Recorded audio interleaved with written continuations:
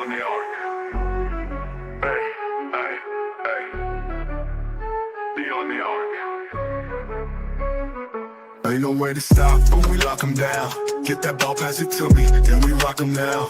Holding trophies to crown, on the throne, no playing around. Get that ball, I be shooting, then I'm knocking them down. Princess Cess on the mission, one go, we gon' get it. We taking over the game, all gas, no brakes, you tripping. Duck on them, no assistance, all this heat in my kitchen. You should know that we different, going deep with precision. Be on the arc.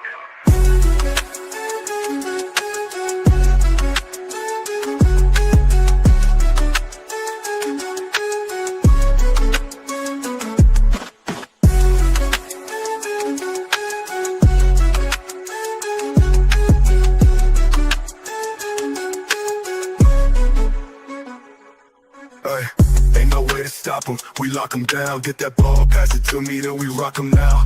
Holding trophies to crown, on the throne, no playing around. Get that ball, I be shooting, then I'm knocking them down. Princess Cess on the mission, one go, we gon' get it. We taking over the game, all gas, no brakes, you tripping. Duck on them, no assistance, all this heat in my kitchen. You should know that we different, going deep with precision. Be on the arc.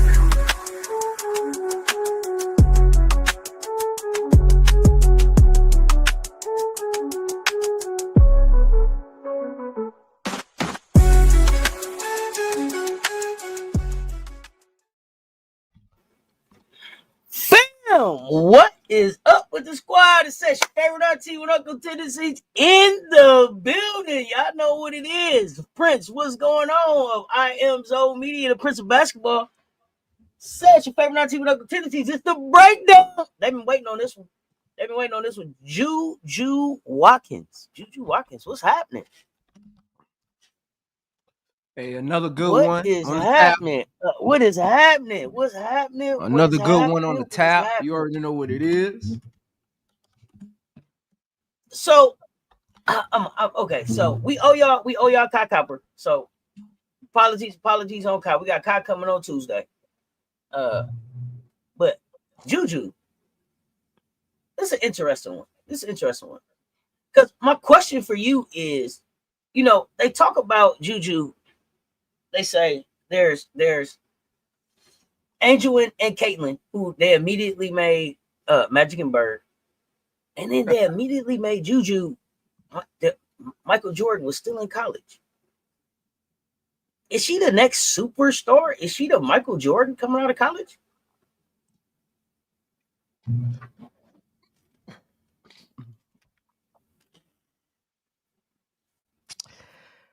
She's Kobe.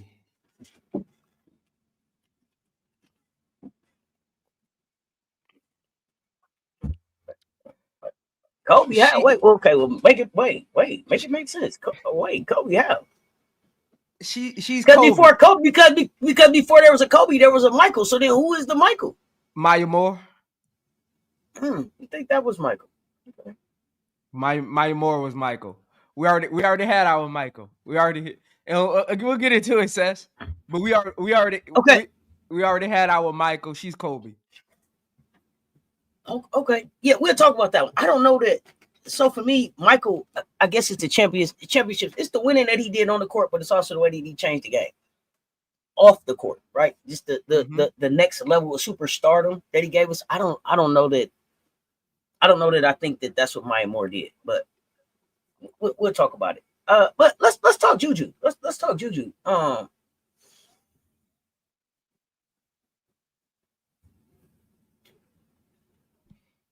Do you think that Maya came into, since you say that she's more like Maya, did Maya come into college with the same type of hype that JuJu came with? College. This is the weird thing about it, though. I have this conversation with people all the time.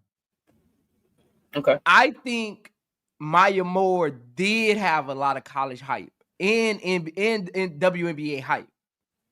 Okay. We can't take the era and say this person had more hype, right? Because they didn't have the things at their disposal. So when you think about Maya Moore not being in the big social media era, not being in the ad era, not being in the big mainstream market era, to say the love that she got, how people were shocked when she gave it up, how people looked at her as the GOAT when she was kind of like calling it quits. I feel like she did have some of that hype. It's just that Oh it didn't touch the entire world because they didn't have no, eyes on it. it did miss. But It to missed say me. that It it did, missed me. but to say that it didn't have Instagram and YouTube Live and there wasn't YouTube at the time, to say the love that Maya Moore got, I But feel like if she was in this era, she would be on the same pedestal as JuJu as far as the marketing goes. It's just but that she Prince. didn't have the opportunities. Because if you But just look at how she was treated, how people viewed her, how look at her so namesake. okay, You won't hear okay, you okay. won't hear Let's a person say nothing okay, bad about Maya Moore. okay. Here's the thing. Here's the thing. Let me say this. I'm not a big Maya Moore fan like that. I'm not a big, and I wasn't a big fan of that era of basketball. I was turned off by the WNBA and UConn probably at that time, right? So it don't land big with me. I got a lot of respect for who she is as a player, Hooper, Jordan player, UConn great, WNBA great.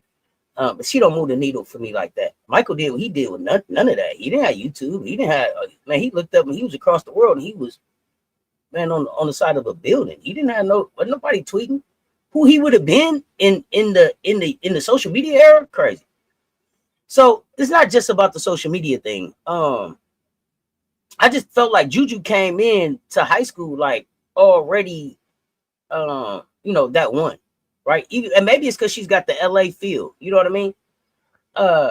Some celebrities at the games, the hype around her, uh, the brand deals.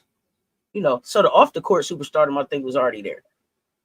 As far as like high school coming in, I don't know. I get it, different eras, but I wasn't a big fan of the Maya Moore era, so it's hard for me to go back to that and be like, yeah, they was hyping Maya like that. But she just didn't have the machine though, Cess. That's really because Michael No, Jordan didn't go #1 in the draft. no, he didn't need to go #1 in the draft. But what I'm saying is he didn't He had need no no hype. He Hallelujah, didn't. Cess. That was Here's the thing though. Jordan team. But here's the thing though. Here's the thing though. That was that was Here's the James thing though. Worthy and Kenny Smith team. He the one that came in with he the one came in with the shoe though. He didn't have a big hype machine behind him. But again, like, but the NBA pushed him, right? Yeah, that's what I'm saying. That's what I'm Will saying. the Like Maya WNBA? Moore didn't Will the have a WNBA? push. Like Maya Moore didn't have a push like Jordan No, had. I'm saying like I can't. I'm saying I can't even really compare it because I didn't pay attention to that era. Like that era just didn't move me. Like I know who she is. That was cool. You want some chips? You went. You did your thing in Minnesota. I wasn't a Lynx fan. I'm not a Reeves fan. I'm just not a big Maya Moore fan. I'm just keeping it a book. So I can't really. No, everybody I look. can't I'm draw not a back fan on of that, all man. players. I get it. I get it. Look, No. everybody It's not not a fan even. of all It's not players. even. And It's look, not even. It's not and even look, being the Tess, player. It's like not even that. I'm not even the biggest JuJu fan. No, no. I respect JuJu game too, and it's not even that. It's I wasn't a fan of the era, so I wasn't even checked in like that to even be like, yeah, they was really hyping Maya like that. I can't. I would be being disingenuous if I was like, yeah, Nah, no, Maya didn't nah, get you that good. hype. You know what I'm saying? I don't know. Nah. You know what I'm saying? So I can't say that. But JuJu came in. She's been a national player of the year already. She averaged 27.1 as a freshman. Got to a Final Four. Dominated in high school.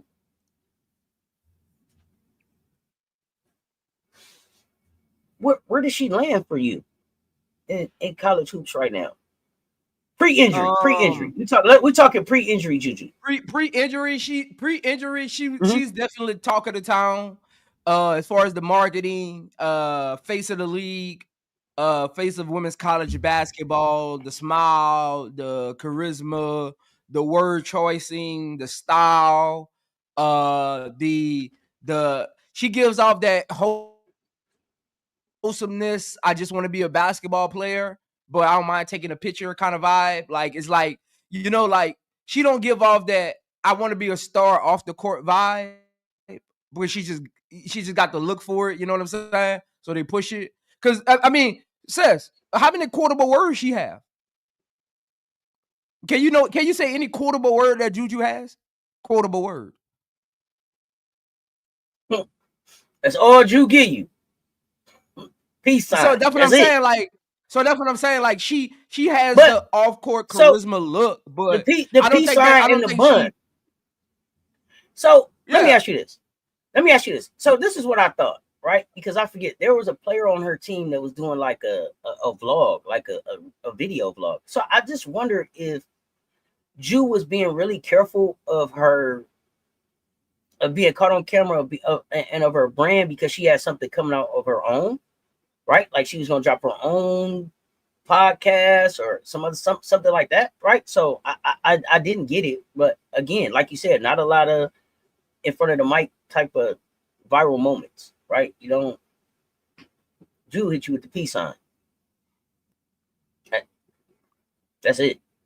So I don't know. But when you talk about her game, let's go back to her game. Let's look at like the transition from freshman to sophomore, right? Points go down a little bit. What changes in her offensive skill set? Like, was it her shot selection, ability to draw contact, efficiency that led to her sophomore season being kind of like a peak performance, even though her scoring went down, or what was that? I mean, I think this is one thing I'll say. Looking at her numbers and looking at her gameplay, I think the head coach got in her own way. She really didn't like. I think so. And I'm probably the first person to say this, so y'all can clip this. If y'all hear anybody else say it, I say it first.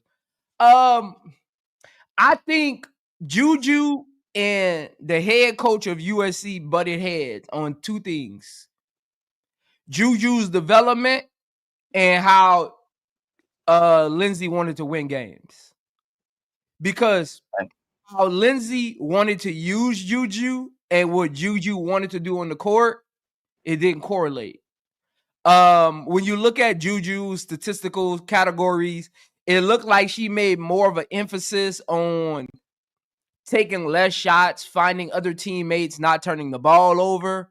But Lindsay wanted to run a one-man show, and JuJu at times like she wasn't with it. So my take on that, and go back, I don't do too many USC games. My take was it was a moment where it's like Gottlieb is talking. It's like JuJu ain't even listening. Like she don't even care what she's saying. Like she's done. She's checked out. She's not interested. But she's still at USC, right? So it's still a good enough fit for her. I'm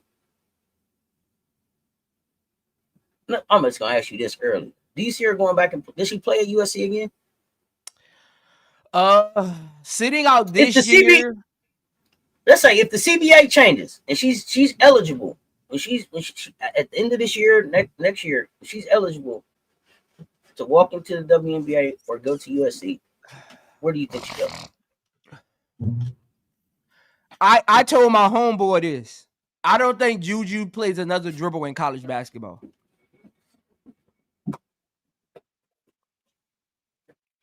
I don't think she plays another dribble. And the reason I say that is because JuJu behind the scenes, if you tapped in, I'm still tapped into a lot of college circles. So I know behind the scenes, they've been, I shouldn't even say this online. They've been trying to put together players coalitions to be part of the CBA behind the scenes. Oh, so I can believe that, but JuJu already wanted to go. That's why I said. I didn't think she would play another year. So they've been trying to put together. They've been trying to put together a players coalition behind the scenes, but allegedly, they've been getting pushback from the NCAA. I know one of the young ladies personally. They are actually trying to partner with the Players Association for the WNBA to be part of the negotiations to start bargaining on getting players to come in earlier. So, and reportedly, JuJu was the one that actually started getting the text group together. So, just FYI, y'all know me, I ain't into breaking news. So if I say it's coming from one of the horse's mouth, because I ain't into all the breaking news and all that. I'm still tapped into college sports though, behind the scenes. So JuJu was one of the spearheads that started the text message chain of this. So just from my understanding, I don't and where someone told me a lot of their heads are at with the CBA and trying to get involved in it, I don't see her taking another dribble. I don't think I think USC was a layover. It's like catching a flight. USC was a layover. Her talent is her talent. Nothing Lindsay can do. Like Cess, what can Lindsay do to help JuJu? Nothing. So Here's the thing. But here's the thing, though, Prince. Here's the truth of the matter, because you being nice. JuJu getting hurt saved Lindsay. Lindsay was fired at the end of the season. There's no way that you can't mess up JuJu's whole 4 years. Not at USC, not in LA. Man, we'll holler at you. JuJu's injury, and I don't wish injury on anybody. That saved Coach G. That gave her one more shot. Now I don't know what she's gonna be able to do. You know, with the talent that she got there now, but that bought her some time. Yeah. Oh, and they're fighting on some rookies going back to school. They get drafted depending on the circumstances. So that's part of it too. That's part as of it should be. I might get a text message later, but that's part of it too. That's part of it too. They're actually fighting on like kind of what happened with Deja Kelly or Serena Sundell, or a couple other players are actually fighting on that too. Because the NBA actually has it where if you declare about, you can go back. So they're trying to do it too, and it'll help them because the NBA window, they're trying to get the same window. So technically, if a rookie gets cut in training camp, they can go back to school because of the window. Because of that same window of how the WNBA and college basketball plays out, as far as that when it starts window, it would give them the opportunity if they get cut from training camp to go back to college. I love it, but they should fight for that. That should all be a part of it. That should all be a part of it. Yeah, because technically you're not a professional athlete yet because you haven't played it even in a preseason game. So technically you're not even a professional athlete. You don't become a professional athlete until you actually play a real minute of regulation.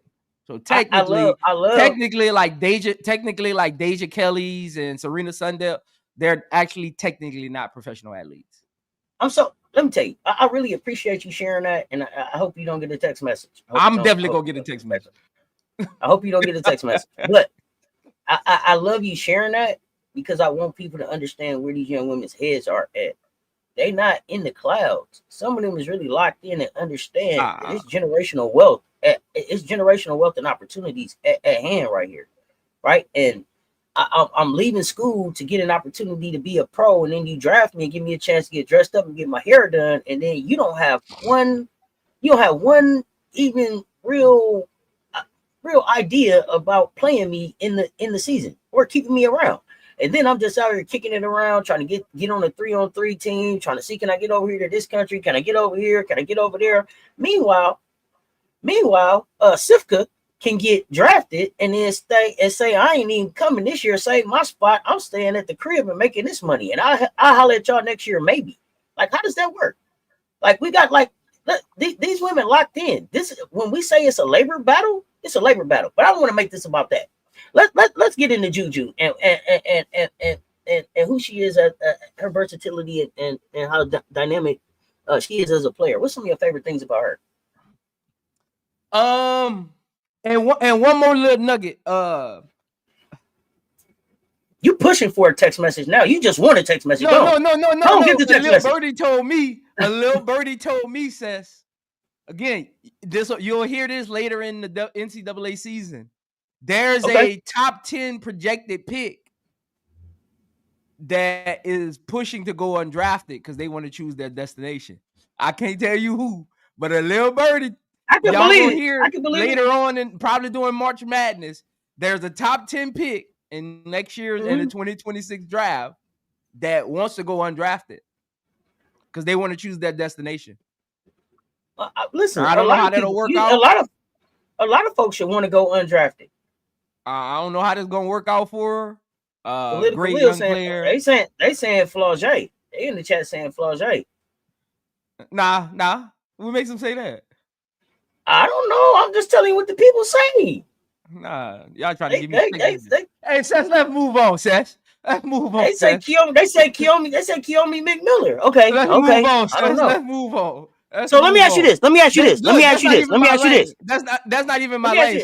Cess got me up here interviewing me, got me up here feeling comfortable. Ooh. That's not even my lane. Ooh. I don't even do news like that.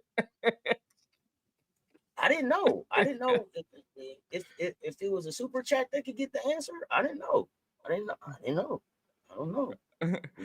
So JuJu, so JuJu, I mean JuJu is a generational talent. Want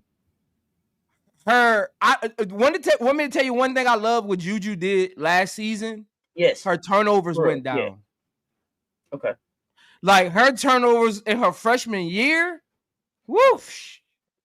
They were bad. Her turnovers were ugly. So again, I think one thing that I like is JuJu played a little more off ball in her second year versus her first year. So that was a good sign to let me know that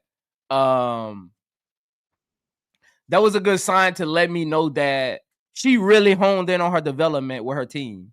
And I always look at the little things when I look at college athletes and how they play year to year. It's not about the play calling. You can't, because college is more structured than professional sports is, because in professional sports, the players run the team. In college, the coach runs the team.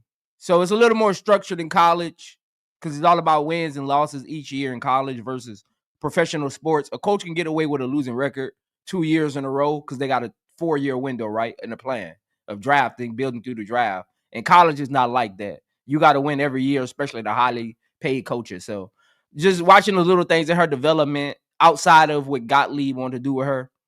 So I just wanted to say that because I know there have been a conversation, a topic with her on social media the last 2 years, her turnovers. So I just looking at, statisticals, percentage of turnovers versus usage rate. She did a better job in year 2 of assist to turnover ratio. A little better, not so much better, but she honed down a little bit more and her usage rate went down. So that's why her points per game went down, because her usage ratio dropped. Not only that, she averaged 3.4 assists, I think 7 rebounds for her career, right? How developed is her vision as a secondary playmaker? And has USC been able to really fully use that skill set in her 2 seasons there? It's weird, Cess, because I don't think her vision is where it should be at this point to say how talented she is. Okay. I watch her in full court. Like, I actually went back and watched the UConn game. I went back and watched the Notre Dame game. I went back and watched the UCLA game. I even went back and watched when they played who was it? Nebraska. Her full court passing, her transition passing, it gets a little wonky. She doesn't have a great feel for passing the ball in transition. It's a lot of high passes off target. Players got to reach out to grab it over their head a little bit, where they got to go chase down the pass, behind them a little bit, where they got to readjust to catch it. It's kind of like a quarterback that don't know how to throw in the window, and you need great receivers with great arc for the football and great touch for knowing what the football is. Like, that could be a detriment at the next level if she doesn't clean that up. But just as far as her seeing a pass, that's what I'm saying. It's like really weird. When I'm watching film, her seeing a pass is continuing to elevate year over year, right? But her ability to make the pass still needs work.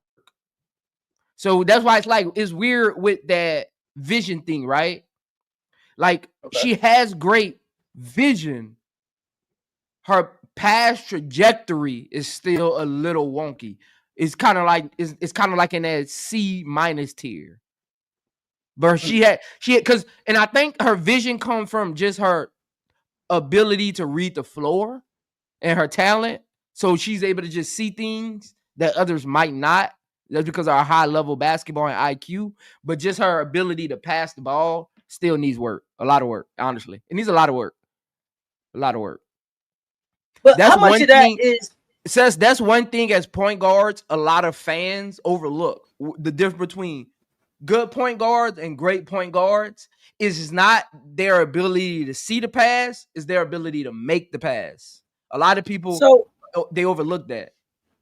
Let me ask you this: how much of that is just not being asked to pass the ball a lot? Like this ball in hand, go score. See ball, make ball, see ball, shoot ball, make ball. Hey, JuJu been hit everywhere she been, right? I don't even think that they really asked her to pass that much when she was with the Nerds. So, like, how much of that is just like not really having to pass the ball? Like, will that just come with more time, or is that a skill set that she has to develop? That's a skill. That's what I'm saying. Like her ability to read the floor and seal open pass. You can't teach. You can't teach vision. Like you can't get with a trainer and a trainer says, "Look at this. Let's watch film and do it." You can't teach vision. All you can do is teach a player how to read a defense, but vision and it's like one of those things you either got it or you don't. Like you know what I'm saying? Like you can't. Like a Chelsea Gray got vision. Yes, her passes. See, Cess, how we complain about Chelsea Gray sometimes this year with her passes. She see the pass, right? Like she see it. She see if I make this behind the back pass, I'm gonna get you an open layup. But she's struggling for the pass to be clean. You see what I'm saying? Like, am I making sense? Like Chelsea Gray has great vision, but her passing is off. The trajectory of how she wants to get the ball sometimes and what she does with it has become a little worse than it was in the past.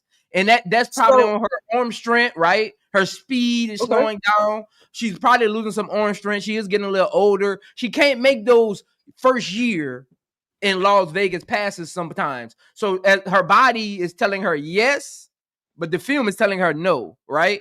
Like she feels like she can. She still feels like you can put that zip on that behind the back pass. But it's wild now. It's off target now than it used to be. I'm not doing that with you right now. Her mind is saying yes. Her body telling her no. I'm not doing that with you right now. Okay, let's get back to I'm not going. Okay, so look, let's get back to JuJu. Let's get back to JuJu.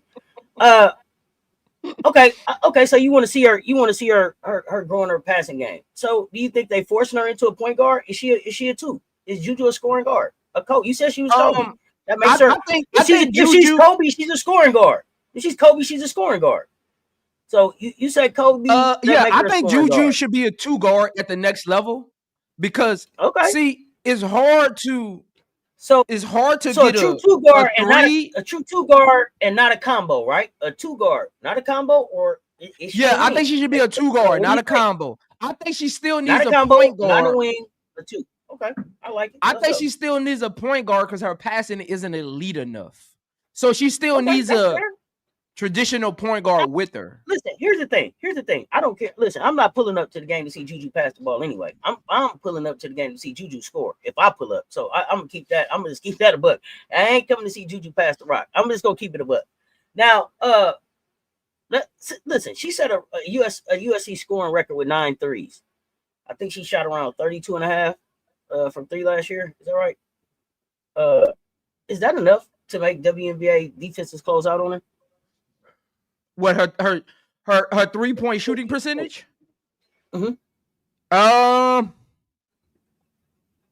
No, because if you watch how players guard JuJu. They really trying to keep her from the midi, because at the 3-point line, height is height, right? Like, you can't, like, at the 3-point line, height is height. See, JuJu's height and her ability to 1-2 dribble, her ability to step through, her ability to sidestep on jump shots, you got to keep her out the mid-range to take advantage or not take advantage of her height. At the 3-point line, height going to be what height is, right? That's a lower percentage so let me ask you shot. this. Let me ask you this. How much did her adding the ability to go left help her at the 3-point get it off now? Because she can go left or she can go right, right? She can get that off. She added the left. So the height is the height at the line. But now I can go right, I can go left, or I could go by you. Like, how much more dangerous does that make her at the 3-point line? I'm glad you brought that up, though. So I was watching film on her, because you know I be doing that, Cess. I watch film on, see how she attacks with her right hand. Okay. JuJu rarely shoots a 3 going left. Rarely. It almost. But she just started adding it, though. Last season, she worked in the offseason. So she broke her hand, right? Mm-hmm. So she was working in the offseason with Phil, going left. Right. So we wanted to see more left. Did we see more? Tell me this. Did we see more left this year than we seen year one? Yes. And I believe had she continued without the injury, we would have continued to see some more left. So can that help her be more dangerous at the 3, or you think it just doesn't really make that big of a difference? Let's talk about that. See, but that's hard to tell, though, Cess, because you can lean away for a little bit because of muscle memory in the off season, but your play style going one way is always going to be your play. Like, it's really hard to change that. Like, you can show glimpses of being strong with one hand because the other hand's injured and you worked on it. But most players like that, especially high level scorers, their play style is their, like, you gotta change so much. See, a lot of people don't realize this.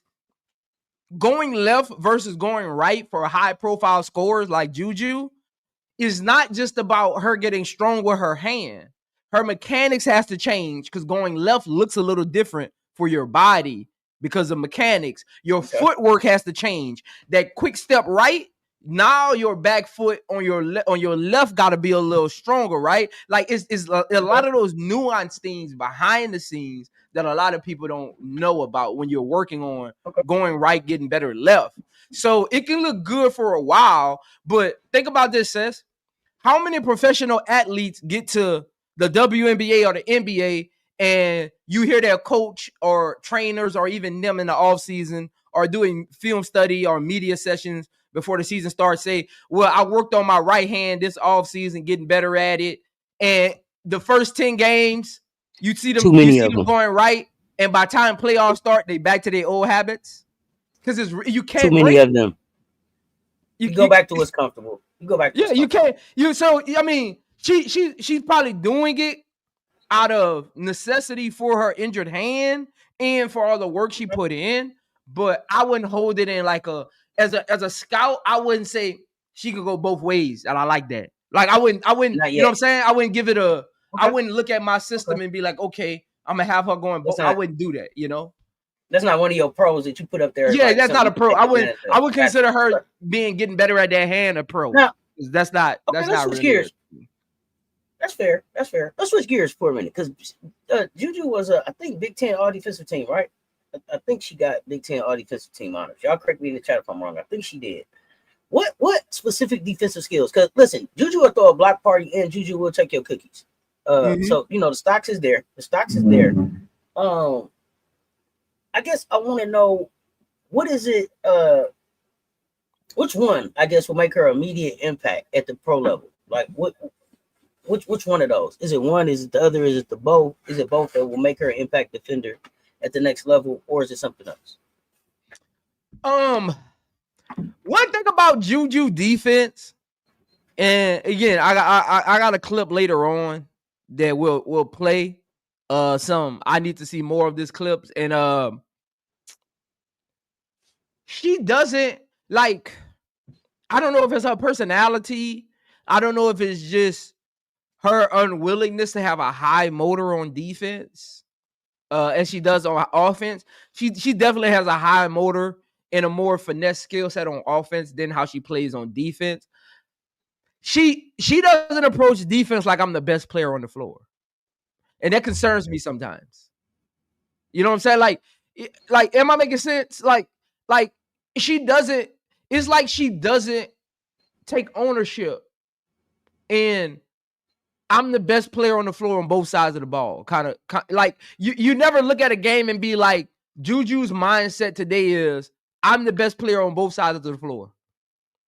To say she's as quick as she is, she's not. To say her tenacity for finding loose balls and getting behind the back blocks. She's great at the help blocks.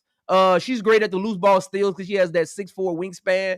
But I never look at a game and say, today Juju said, I'm the best. I'm gonna be the best defender on the floor, even if you say somebody else is. She's not. So no, she's not demonstrative like that. She's not demonstrative like that in anything that she does. That's kind of her brand. Like, she's not over demonstrative about. I don't even think I really see that on the other side of the ball.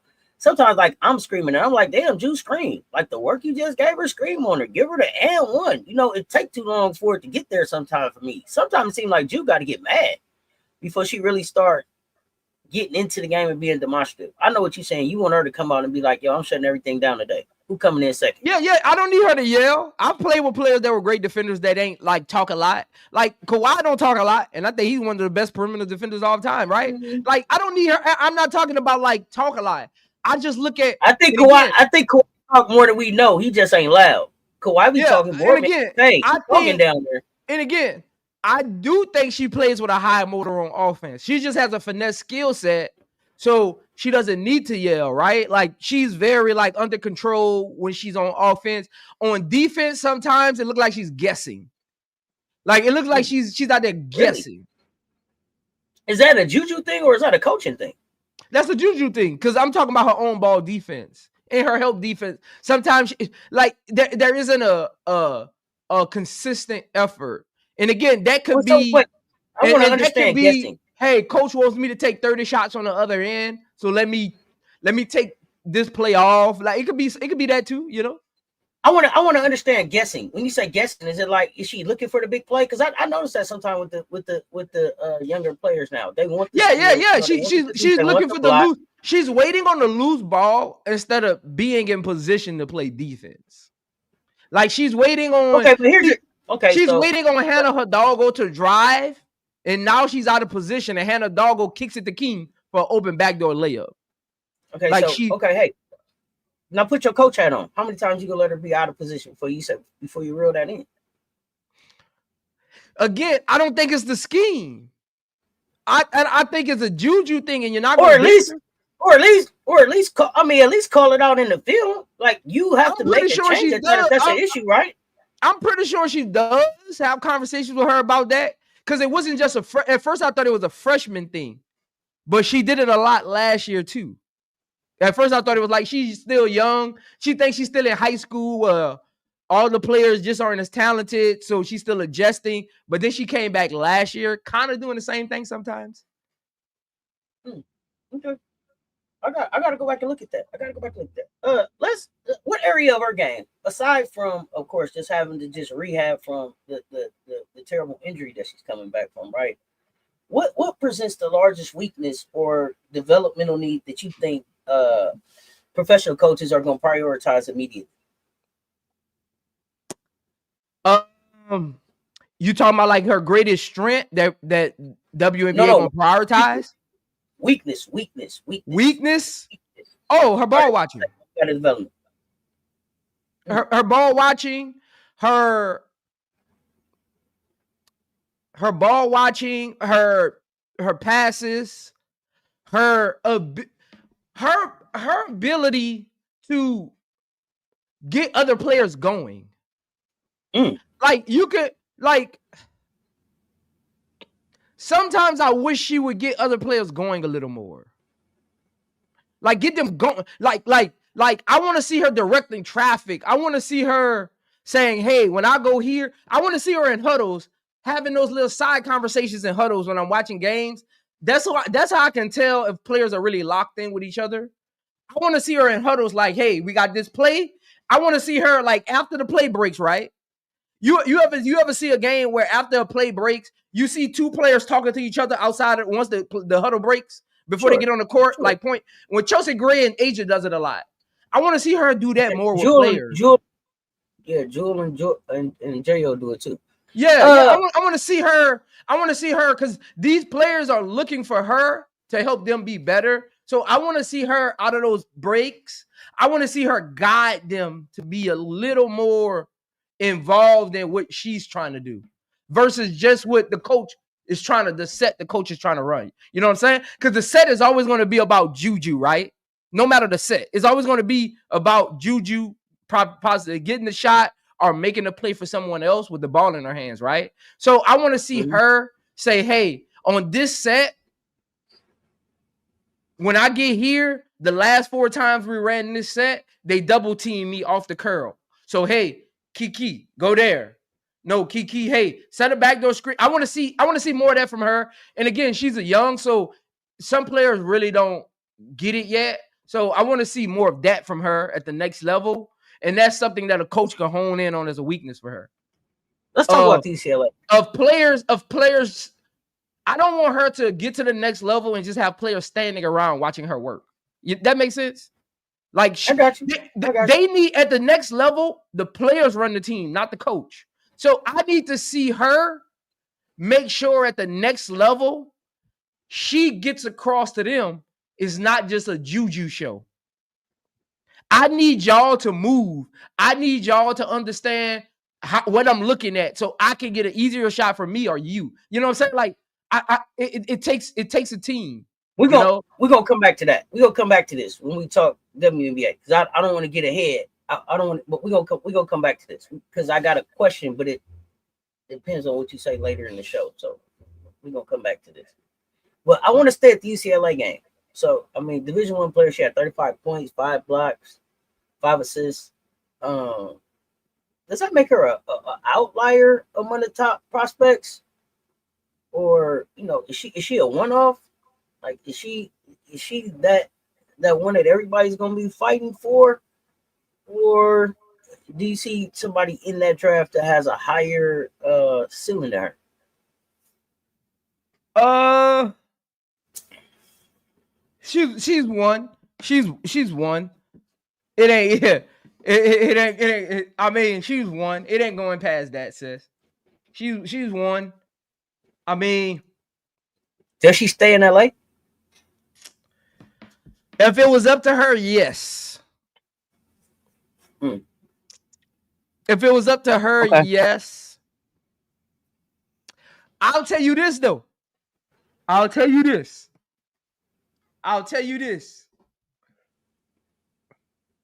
If I'm JuJu, but it all depends on what this team do with those picks they have. Mm-hmm. If I'm about to tell you, I'm about to shock y'all. If I'm JuJu, guess where I go? I go to Washington Mystics. And I'm going to tell you why.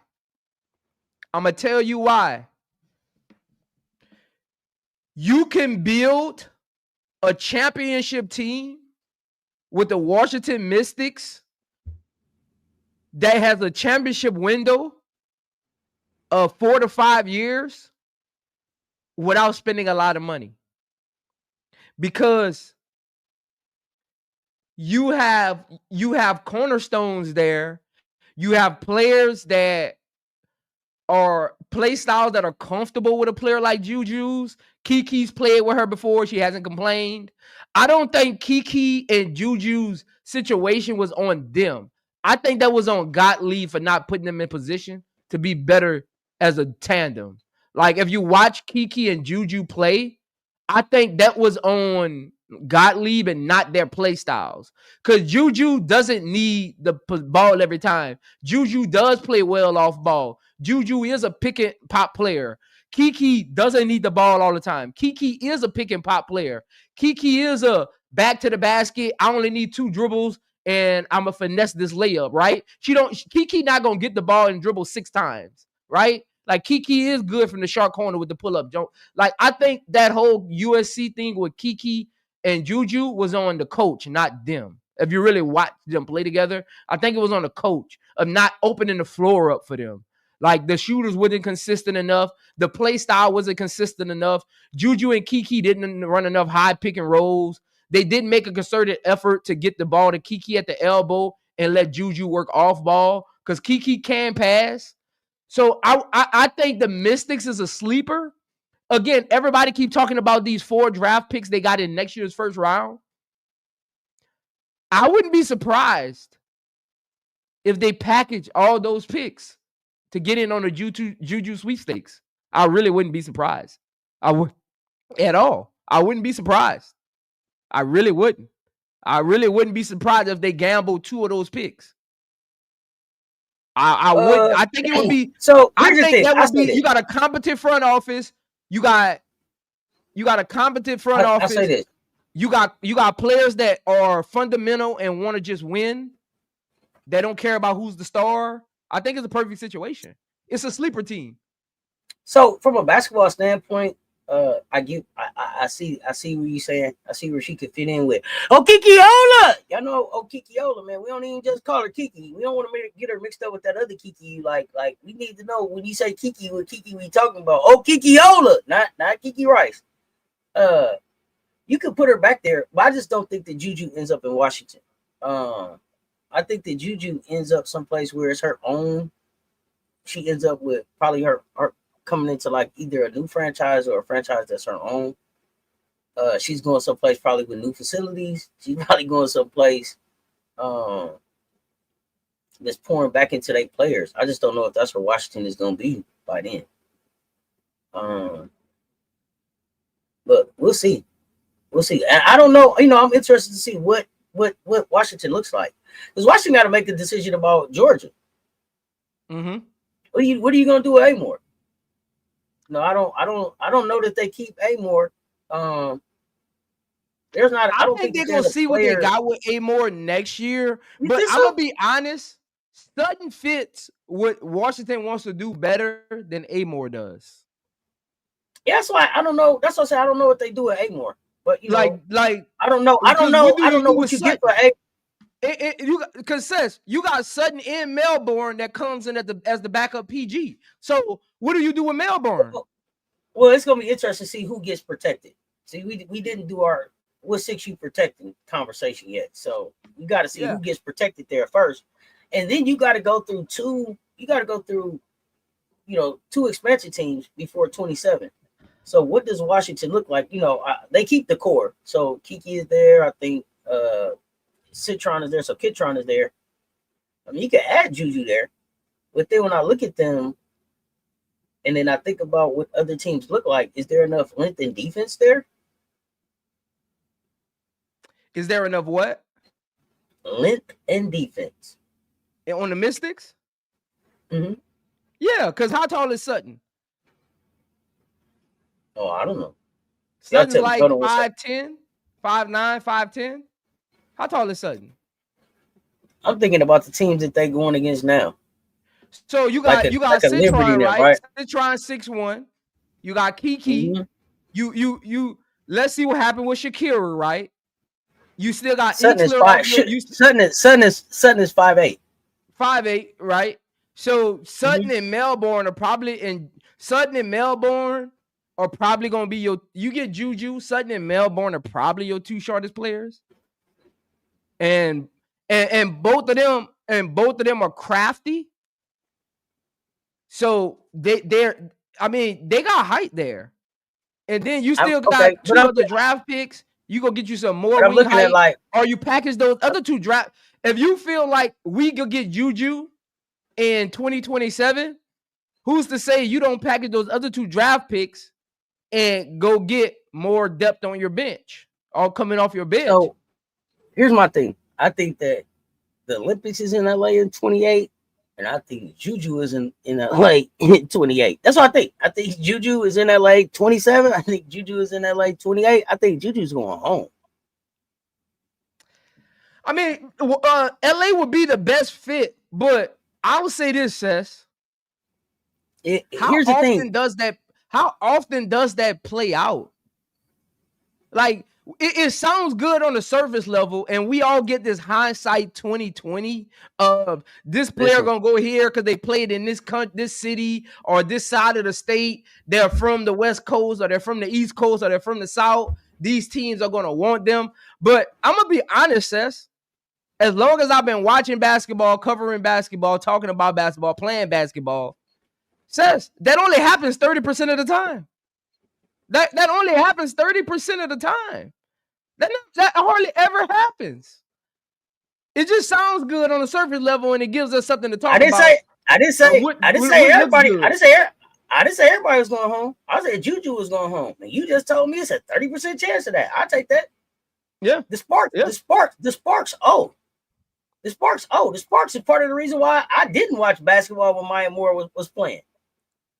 That organization, they got a lot to fix, homie.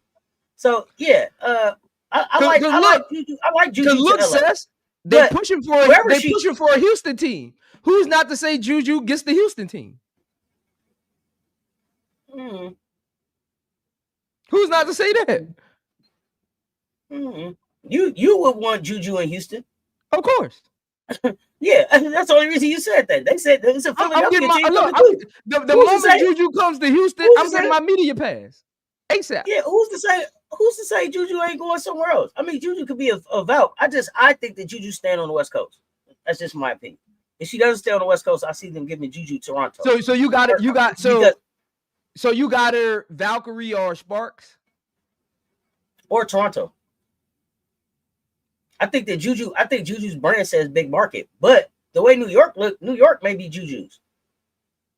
Who knows what New York looks like in 27? That looks like it's breaking up. So yeah, it's crumbling. It's falling apart.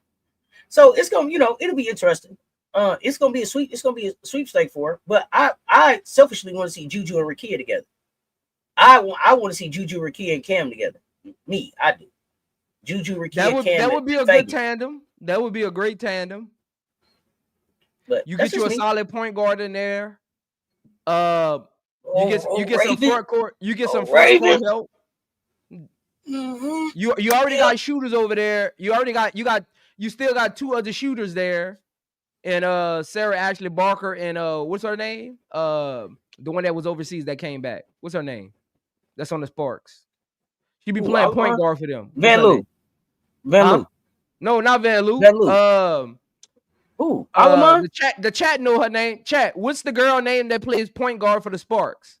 Besides Kelsey Plum, remember she was Allman. That's her name. Allman, whatever her name is. Julia Allman. Yeah. So you got two shooters there that can play off the ball. That would be a good situation for her. We'll see who's still there after you got to save 6. Yeah, I think that's a 6-day save. I think that's the 6 because the Sparks doesn't have a deep roster. We don't know. Let's check out some of JuJu highlights. Let's break down JuJu. Huh? You trying to build the Sparks up and the Houston team all at the same time? I gotta watch you. Oh, I see how you, man. I see what you want. Woo! Let's go.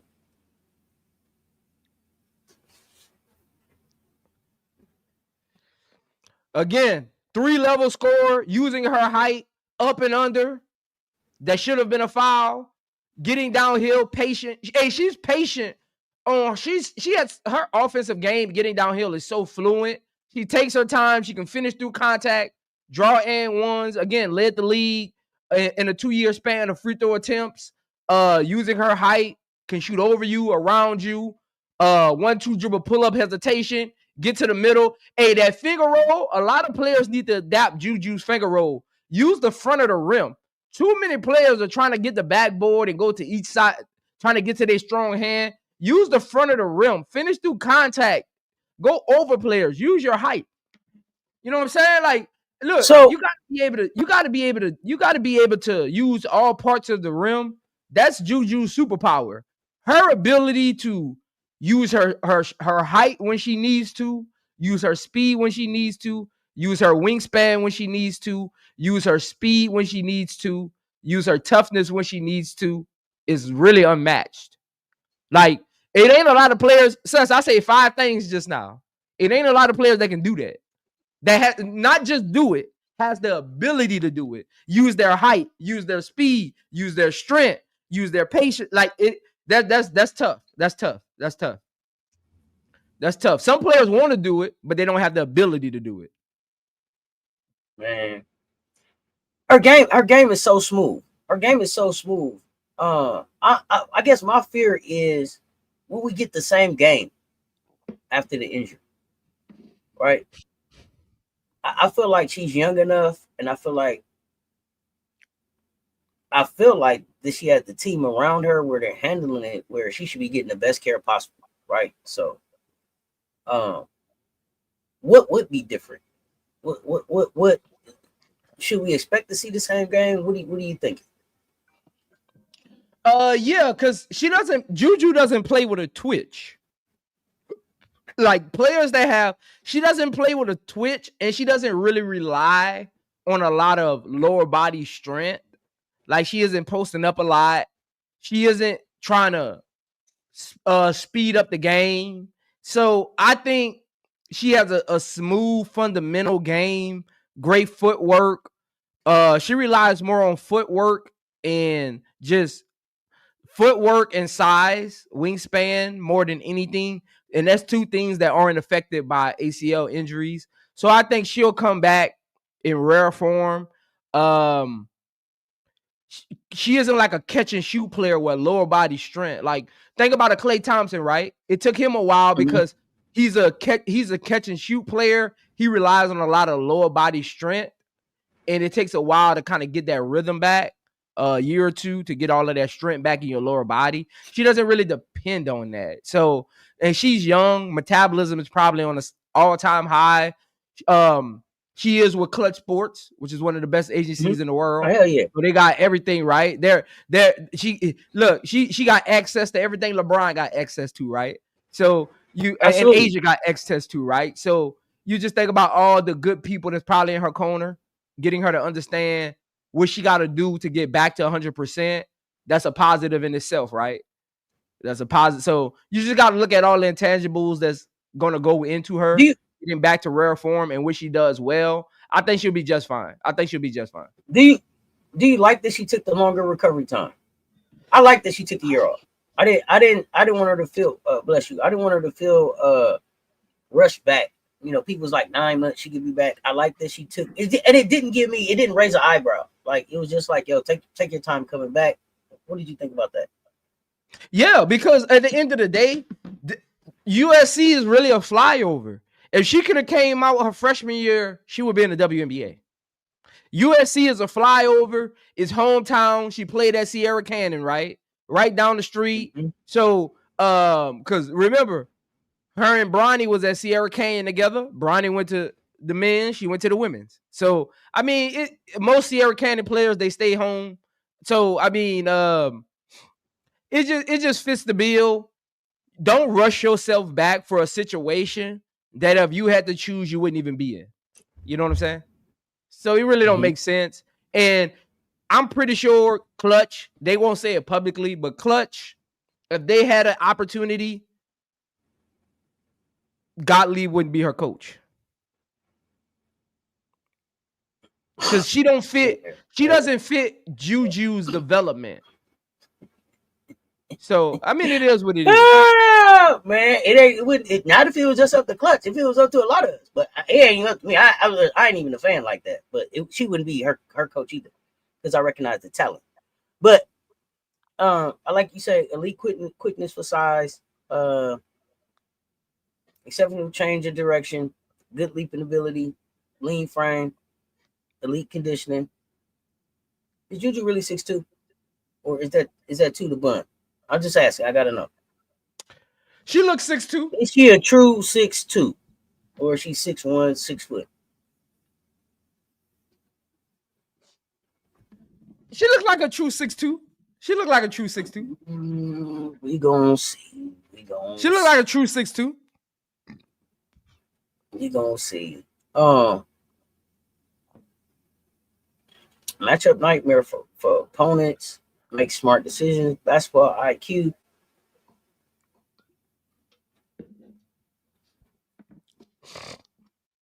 I think I also want to talk about kind of like her program impact and some of the stuff that she does culturally. And I think this is different than any other players that we talked about, because I don't know that any of the other college players that we talked about really have really moved the needle like Ju moves the needle. Yeah. So like she was the catalyst for USC's first 31 season in like 40 years. How much of this program turnaround can be attributed to her recruiting power versus the strategic leadership of the coaching staff? Like, how much of that is just JuJu? It's definitely JuJu. It's definitely JuJu. Cause USC God lead doesn't guarantee you a championship, right? Historically, since Cheryl Miller, they've been okay.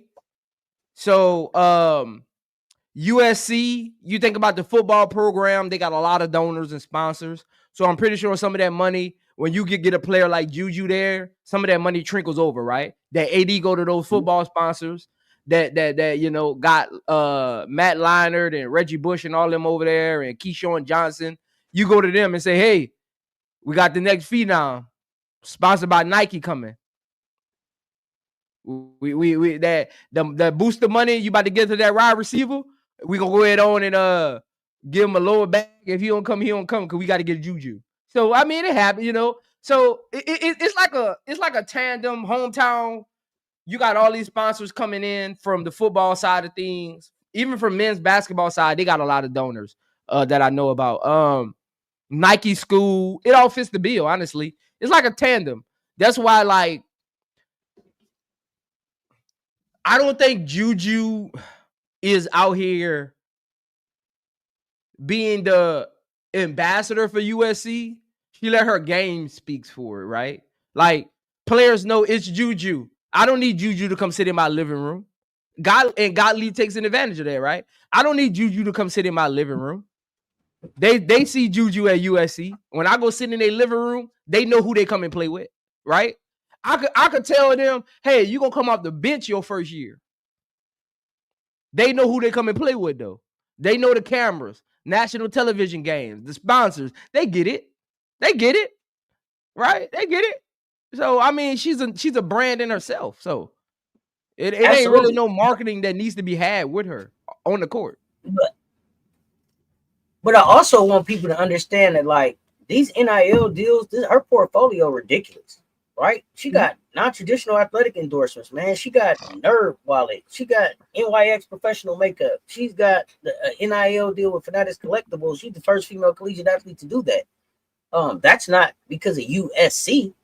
That's because of JuJu, right? Like that comes wherever JuJu's at, I believe, right? I think, and I also want people to understand too that comes because of who Clutch Sports is too, and how they move for their female athletes. And if you go back and look at that, and I don't think that gets called out enough. Like, yeah, it's not the program. It's not the program that they got the motion. It's not the program really. They got the pressure. It's JuJu's game, and I don't know that USC can sustains that after. I don't know that they sustain that after JuJu, but you know we'll see. What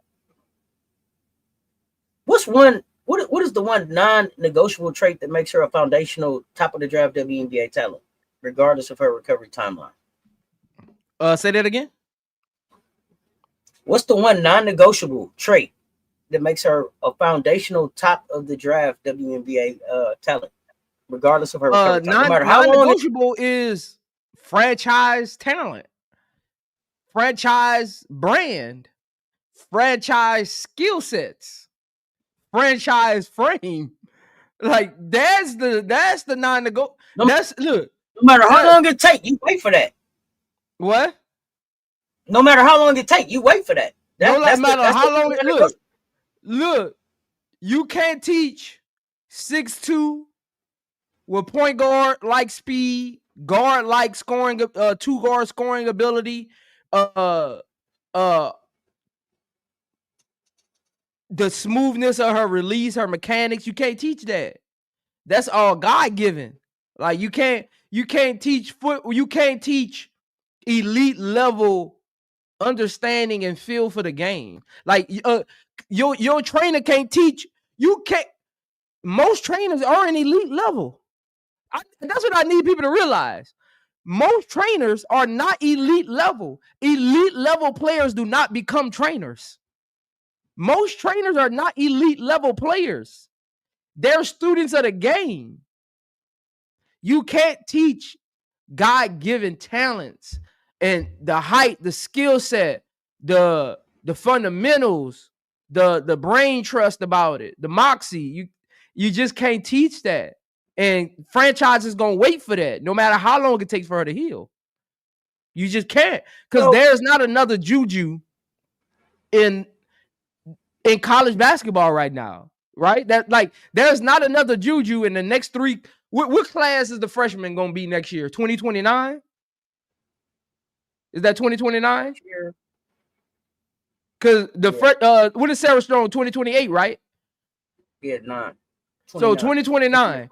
There's not another JuJu in college basketball and women's basketball currently in college. So what you gonna wait to see what 2030 got? No. Depending on what you're looking for. What's gonna be our biggest transition challenge? Is it gonna be physicality? Is it gonna be speed? Is it gonna be tactical complexity? When she's moving from the NCAA to the WNBA. It's gonna be these two things. The technicalities of professional sports, right?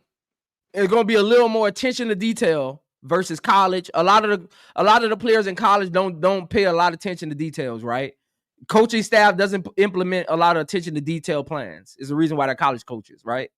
And again, some of these coaches don't have the rosters to do attention to detail on a player like JuJu. So they're gonna be overwhelmed from the beginning. And strength. You're gonna have players trying to see how strong she is. Can she shoot through this contact where she's not gonna get this foul she usually got in college? What happens when she can't get to the rim or get to the free throw line? Can we force her into tough fadeaway middies? Because that's what she wants to live at, right? Can we force her into taking a lot of logo shots? Like, it's going to be a mind game, and they're going to use their strength to do it. And it's going to be tactical. It's going to be a coach's game plan. Can I game plan through?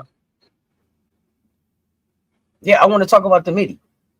Is she going to be able to get to this midi? Because you called the midi out as one of the strengths. So, if she gets to the midi. So, just her ability to work off of the pick and roll, get to her spot, up and over, stop on a dime. Like, her ability to stop on a dime right here over two UConn players, her ability to just stop on a dime is wild. Like, footwork, let me ask you this. She doesn't get sped up. Look right here. Patience, guarded by Paige, 1-2 dribble pull up, right here, bodies up. That we call it the hip check fadeaway, right? That she just did to Sarah Strong. When we talking about size, then we talking about, and I'm looking for like a WNBA comparison. We talking about like Rakia's ability to get her shot off over people. Correct. Shoot over smaller defenders. Get around longer defenders that are probably a little slower. You take advantage of that with that height and skill set. Like, that's the challenge of guarding a player like JuJu. You put a taller player on her, you probably give away some athleticism or speed.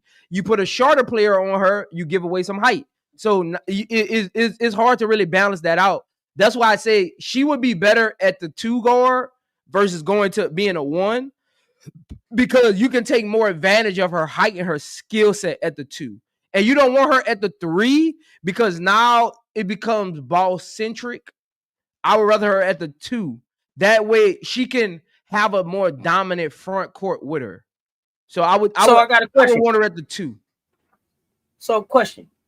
Put your GM hat on. 27. More for you.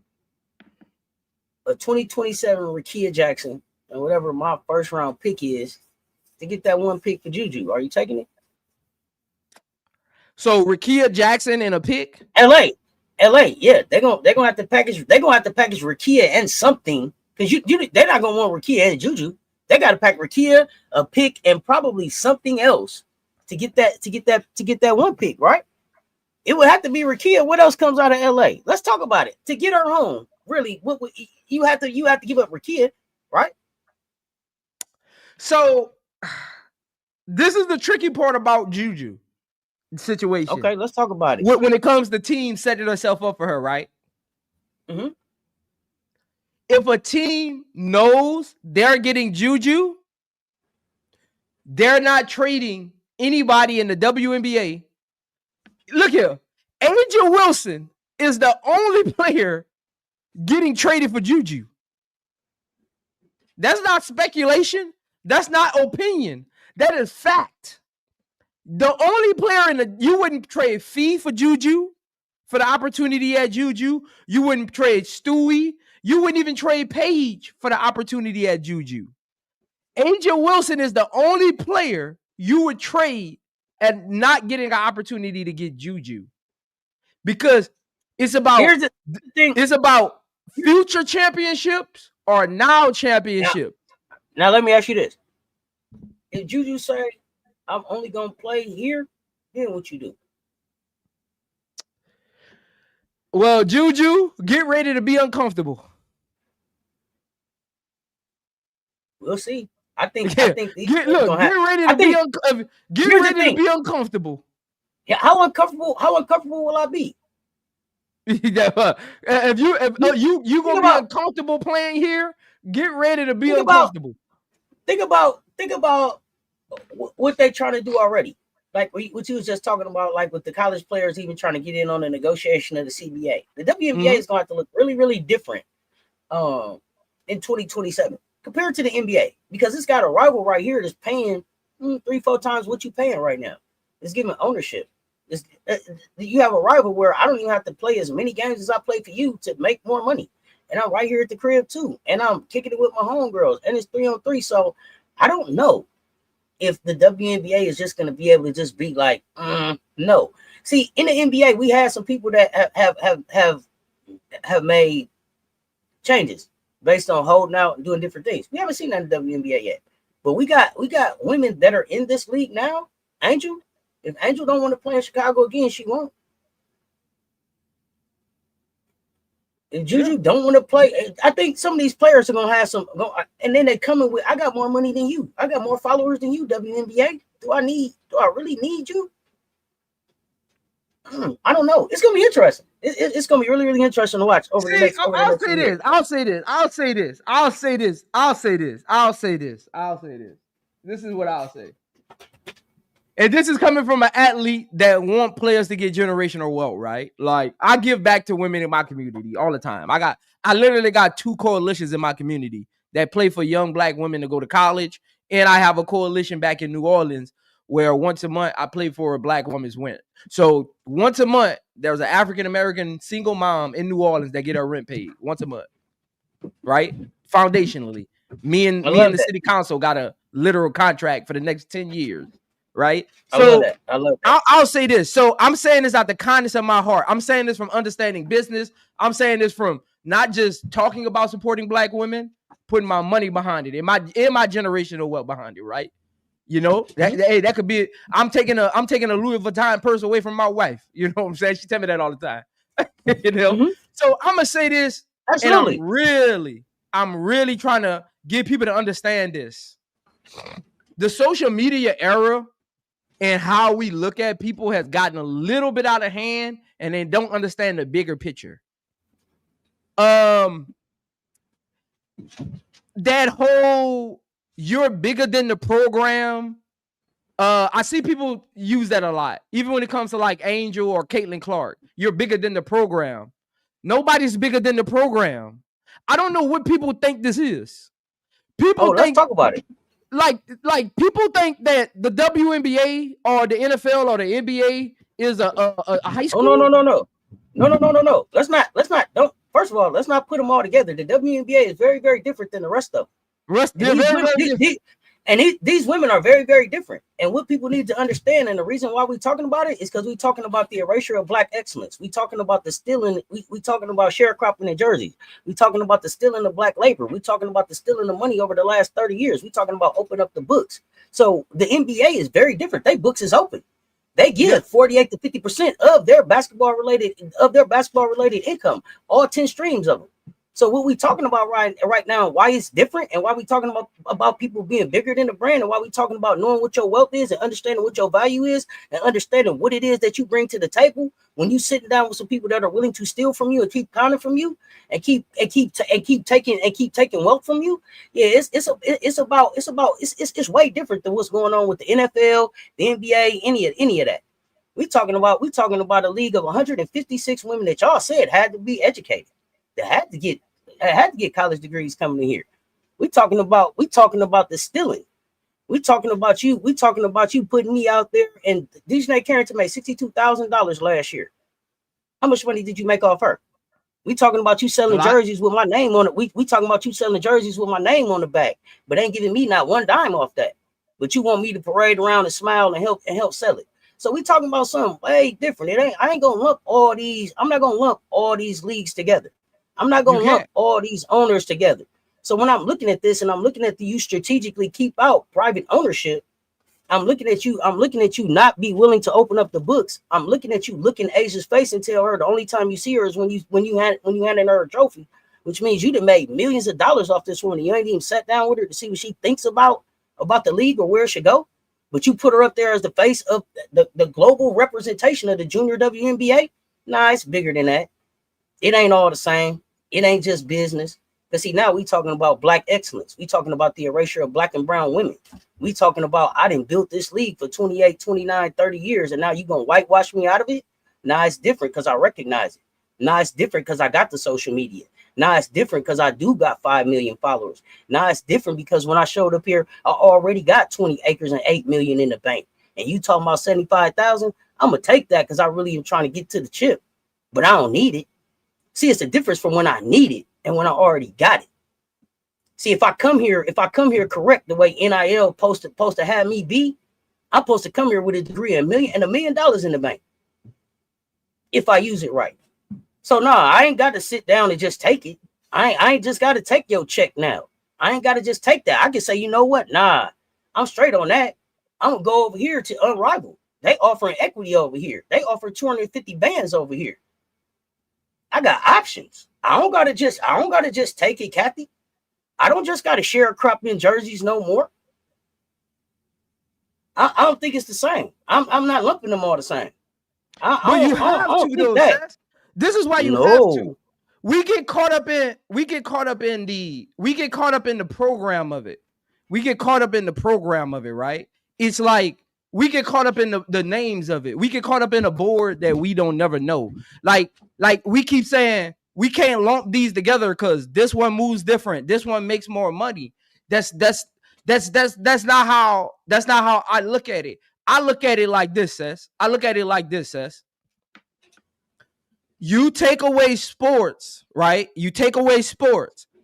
Again, what did you just say? That's why you got Unrivaled, right? If y'all gonna shortchange us, we gonna go build Unrivaled, right? Yeah, the NFL and the NBA and the MLB don't got that. No. Again, they don't have that because they got more player control. Ain't no man. But I'm saying, here's the thing what I'm saying though. They got some control, but they don't have ownership. They don't have equity. They still got a Rooney Rule to see if they can get a black coach in there. See, their opportunity to fight, they missed it. They didn't fight. They didn't fight the battle like this one, and they didn't have an opportunity to be able to fight it the way these women are going to be able to fight it because these women have the mistakes that those men and the women before them made. Plus they have platforms behind them. Plus they have their own money behind them.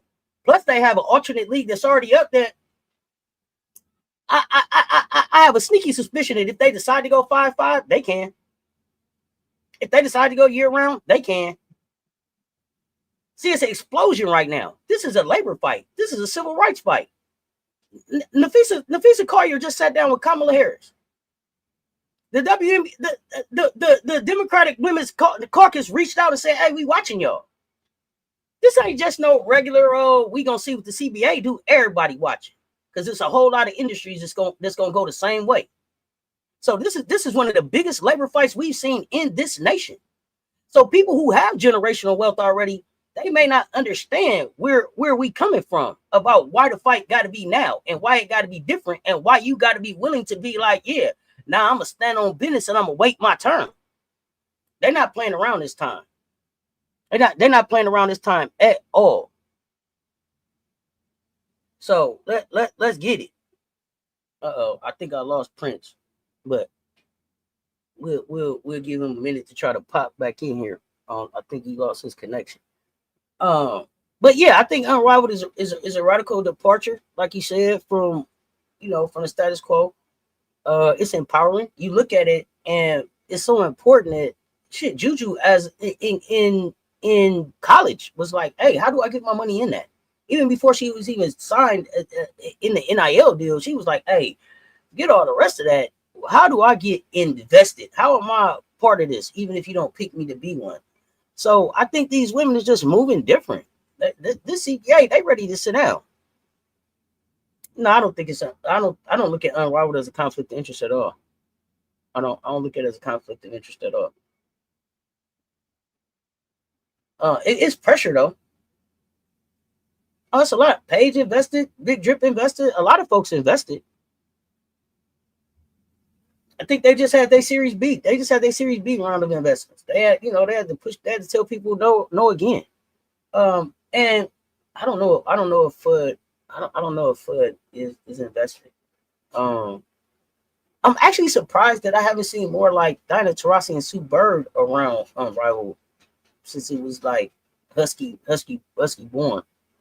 No, JuJu is both. She's an investor and she got a NIL deal as well. So she's doing both. I think we got him back. Man, my whole internet went out. Hey, no worries. Yeah, I got you. All right. My whole internet went out. What's the last thing you said? My whole internet went out. I don't know what's going on. Oh no, I was just talking about JuJu being an investor, Unrivaled. I was just talking about just the opportunities that these women have and why it's just important. I think that they're really willing to. This is history watching. This is gonna be something that we see in history books. This is gonna change labor. This is a labor fight we haven't seen before. Yeah, I've always felt like the WNBA was cooking books. I never really felt like it was. I never really felt like it was on the up and up, especially once I got into business. Once I got my first overseas contract, I started realizing how basketball business works. Just being behind the scenes with my agent, talking with the board. Overseas, they don't call it front offices, they call it a board. Talking with the board about what my contract extensions and stuff looks like. I started really understanding how the business works of it. And I've always felt like everything wasn't on the up and the up with the WNBA. I've always felt like that. You don't really have a big overhead, but you're always losing millions of dollars. So it doesn't make sense. Like you don't have a big overhead. You keep losing millions of dollars.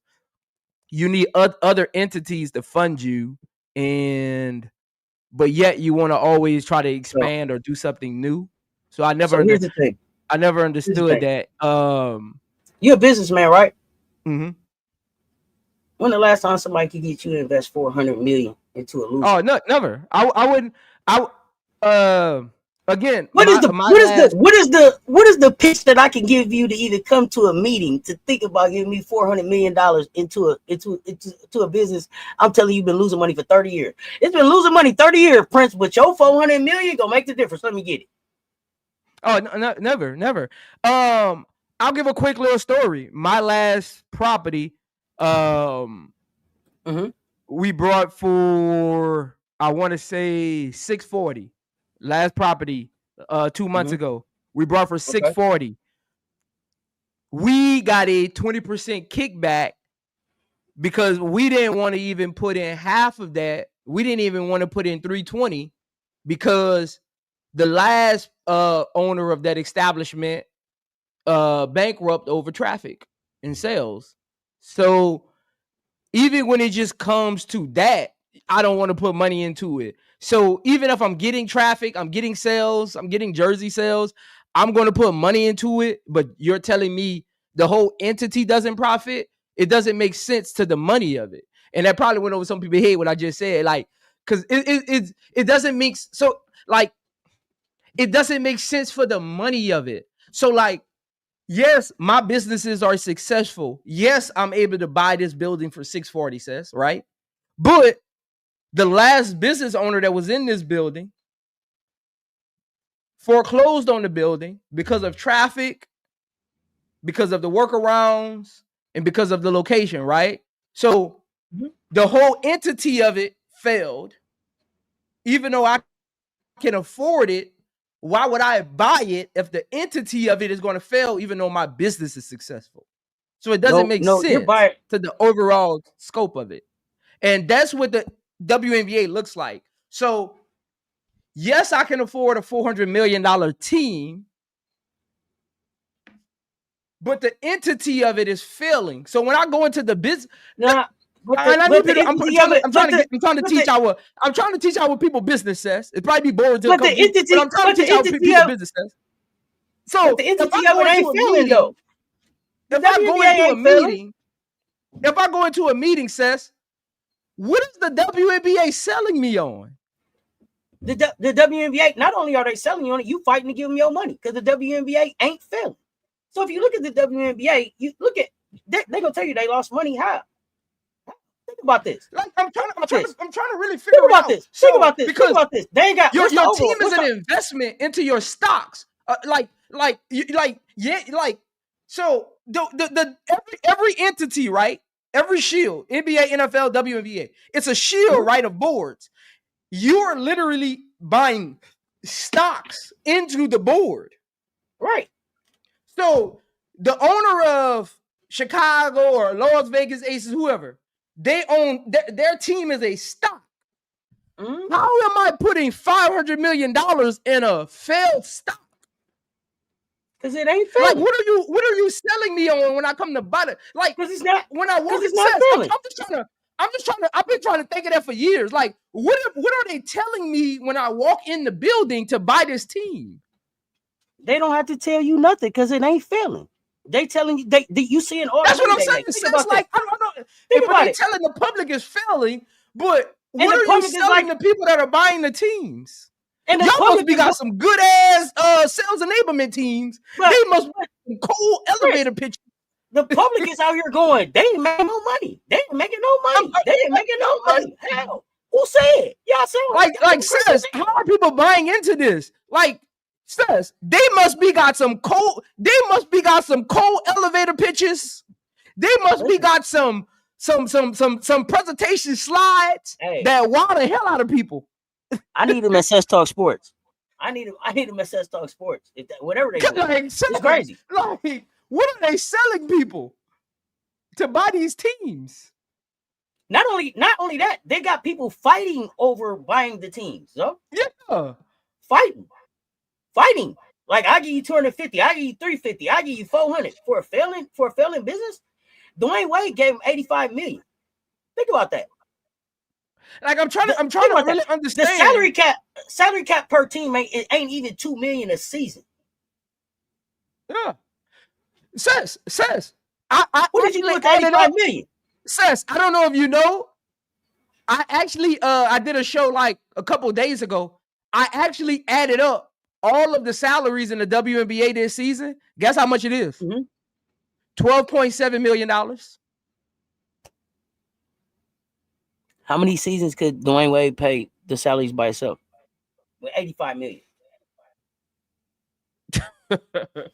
With 85 million, you can literally buy the league. At the rate they talking about, you can literally buy the league for 85 mil. So what we talking about? I don't understand where the money at. Like, I need to know where the money at. And if your books says, time out. I'm sorry we're off topic, y'all, but that's why y'all mess with us.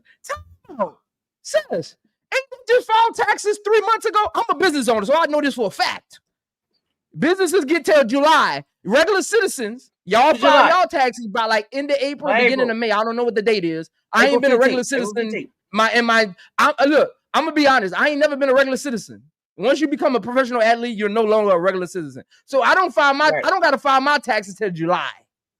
Sometimes they give me till August, depending on the preparer I use. They give me till August, the first week of August, August 5th, August 6th, whatever that weekend is on.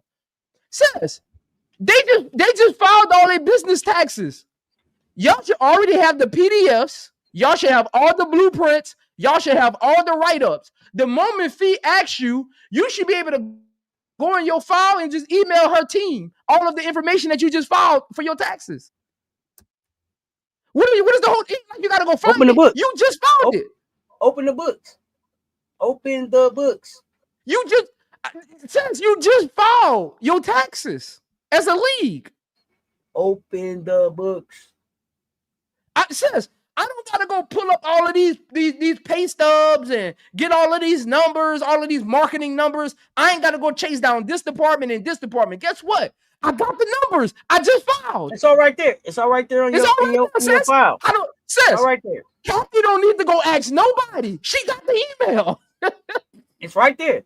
And if you don't, you can log in and pull it up in your profile. I'm trying to figure out what's going on with the books. What? Open the books. Open the books. Sis, when the NBA went into it was the 2018 negotiations when the players wanted more cut of the revenue when they went from like 34% to 41% at that time. When they say they wanted to see the books, they seen the books.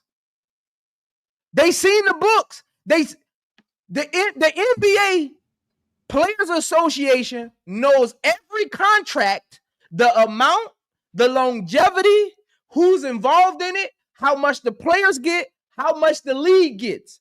They know all of the information from every contract the NBA and Adam Silver involved in. Chris Paul and CJ McCollum could go tell you every contract, who signed them, who's at the dotted line, who agreed to it, when it was signed, the time and date. Not in the WNBA, sir. I don't understand this, Cess. Not in the I don't understand this. That's why I said it's a different type of labor fight. That's why I said that's why you get the reaction that you get. This is why you get people concerned. This is why you got people saying open the books. This is why you saying what's the basketball related income. This is why you saying, hey, where do you pay these women what they owe? This is why you got people showing up like that.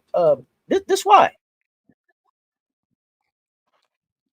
Yeah, that's why I'm like, I don't. Y'all so know. It's two parts for me, Cess. It's two parts. Why y'all got people. That's why you got people showing up like this, Prince, at the meeting. That's why you got the people doing statements like this. This why. Where the money? Where the money? It's two parts for me. See, the reason that I say a lot of people get out of hand with is bigger than they're bigger than the program.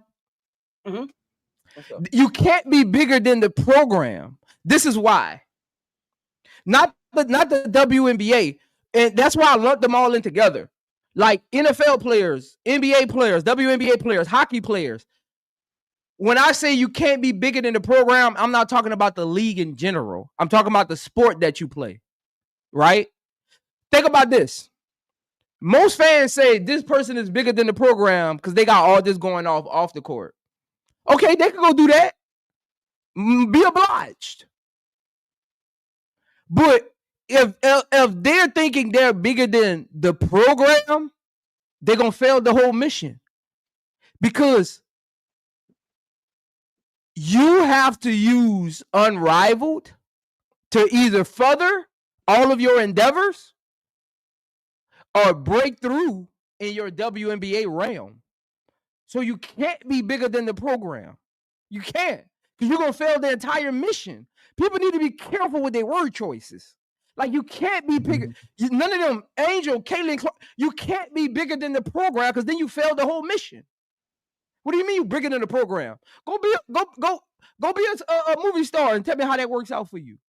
Go be a celebrity. Go do makeup. Tell me how that works out for you. You have to understand the mission is bigger than the program. So you can't, if you're bigger than the program, then that's telling me you're literally saying, people out there who are saying you're saying you're bigger than the mission. The mission at hand is bigger than anything you're trying to do off the court. Way bigger. It's bigger. Cess, you know what I'm saying? Like what I do in my community, it wouldn't be possible if I'd have been a banker. It wouldn't have been possible.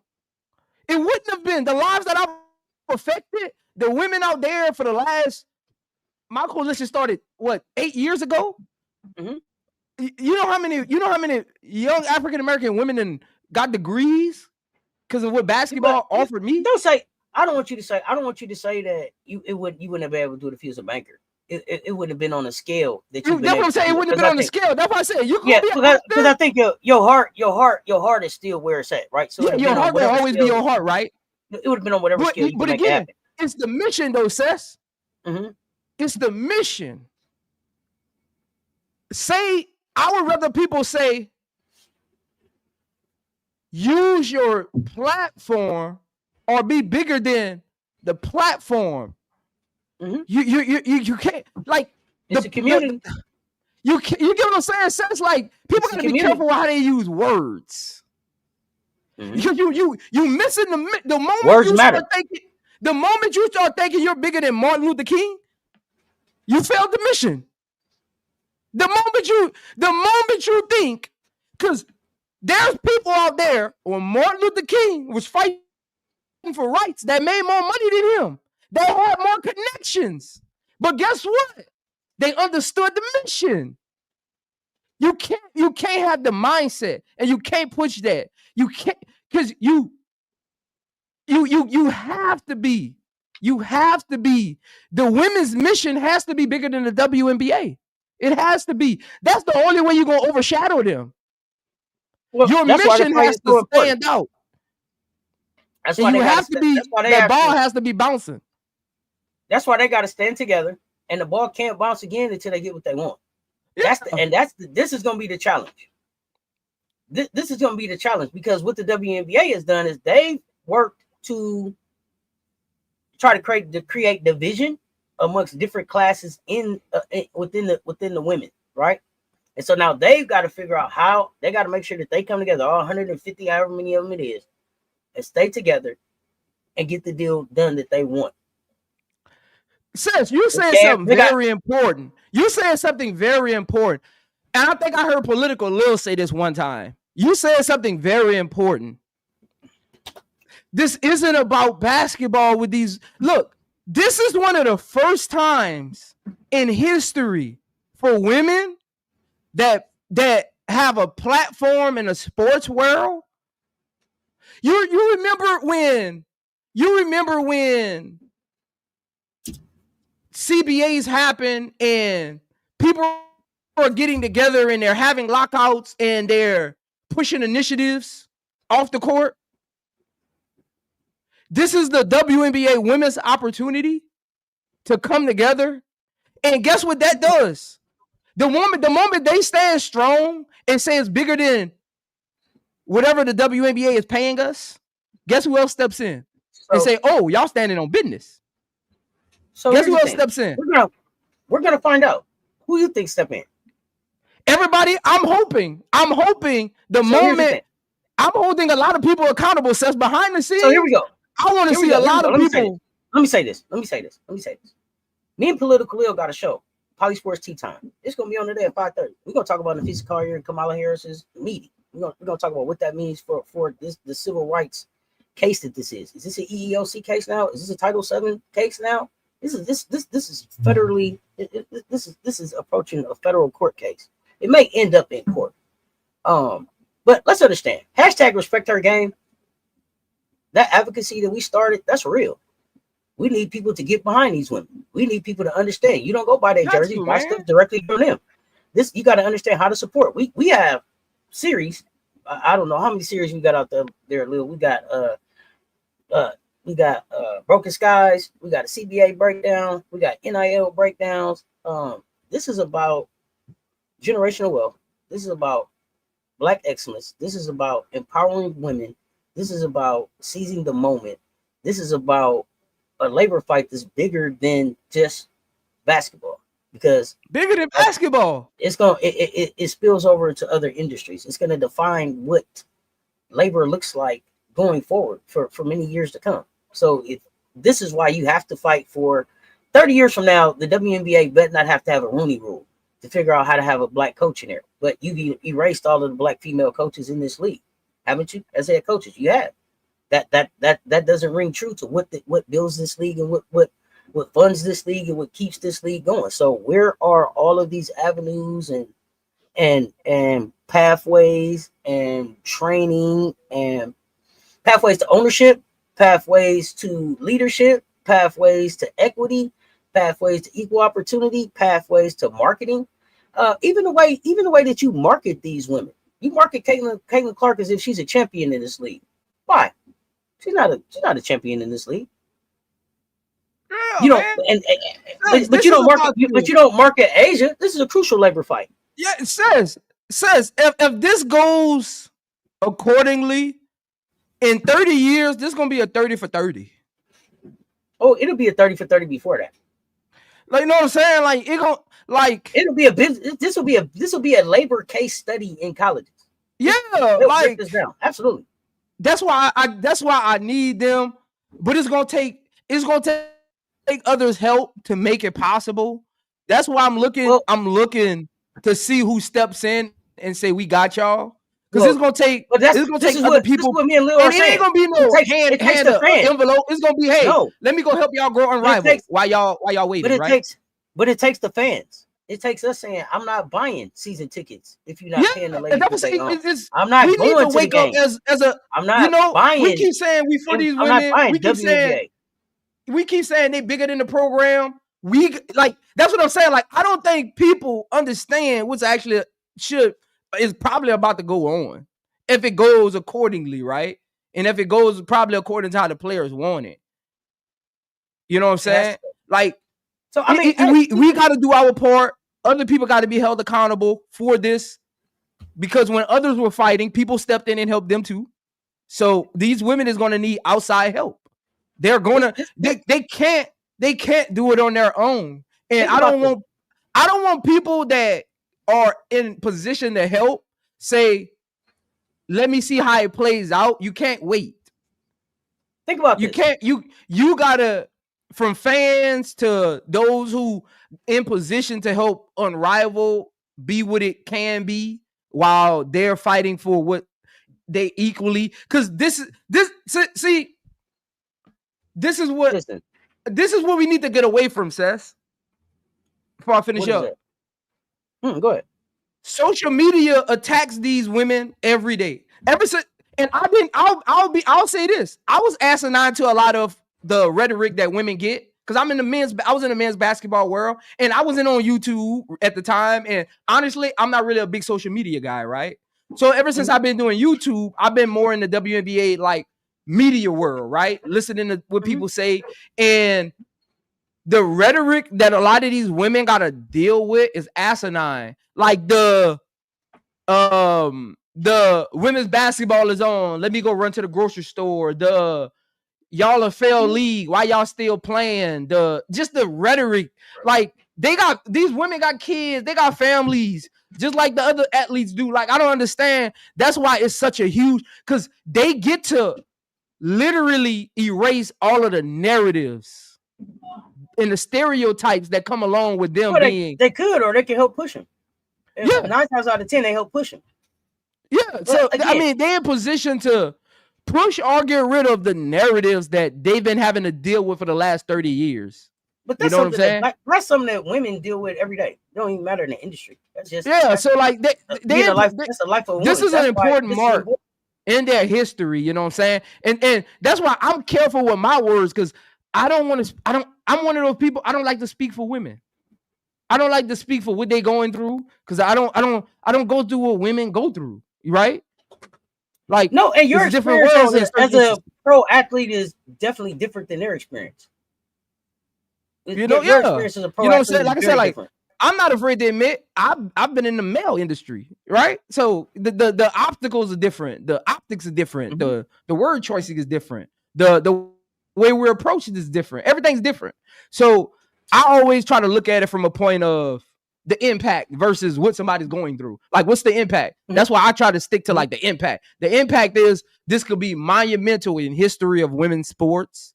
Even bigger than what the women's hockey team push for, right? This could be even bigger than that on a certain level. Like this can be big. It's way bigger than all of that.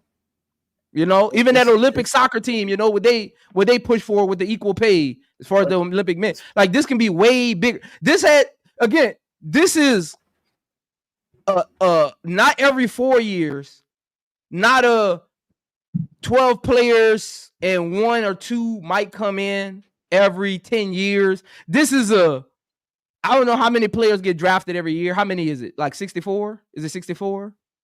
Mm-hmm. No. They get drafted? Yeah, how many players get drafted every? What is it? It was like 38, 39 this year. 30, 38, 39-ish. Yeah. This is 38 players a year, right?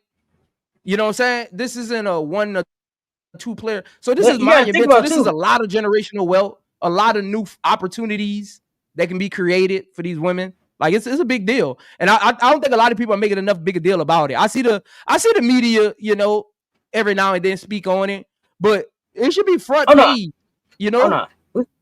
But here it is. Here's the thing. It's not front page, and that's what these platforms is about. That's why me and Political Lil have been at the forefront using Cess Talk Sports platform to push that.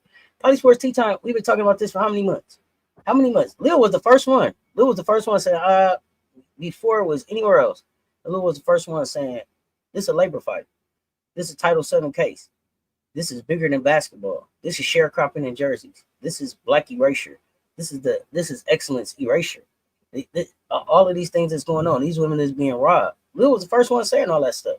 And here it is. It's coming to this fight now, and it's going to come down to there may not even be a WNBA season next year. How will we stand? How will we stand as fans for the players? How are we prepared to stand with them? When the WNBA says, well, we're going to go get some replacement players, are you going to the game? I'm not. When they say, hey, go ahead and still subscribe to the WNBA league pass, man, you can't get that $35 from me.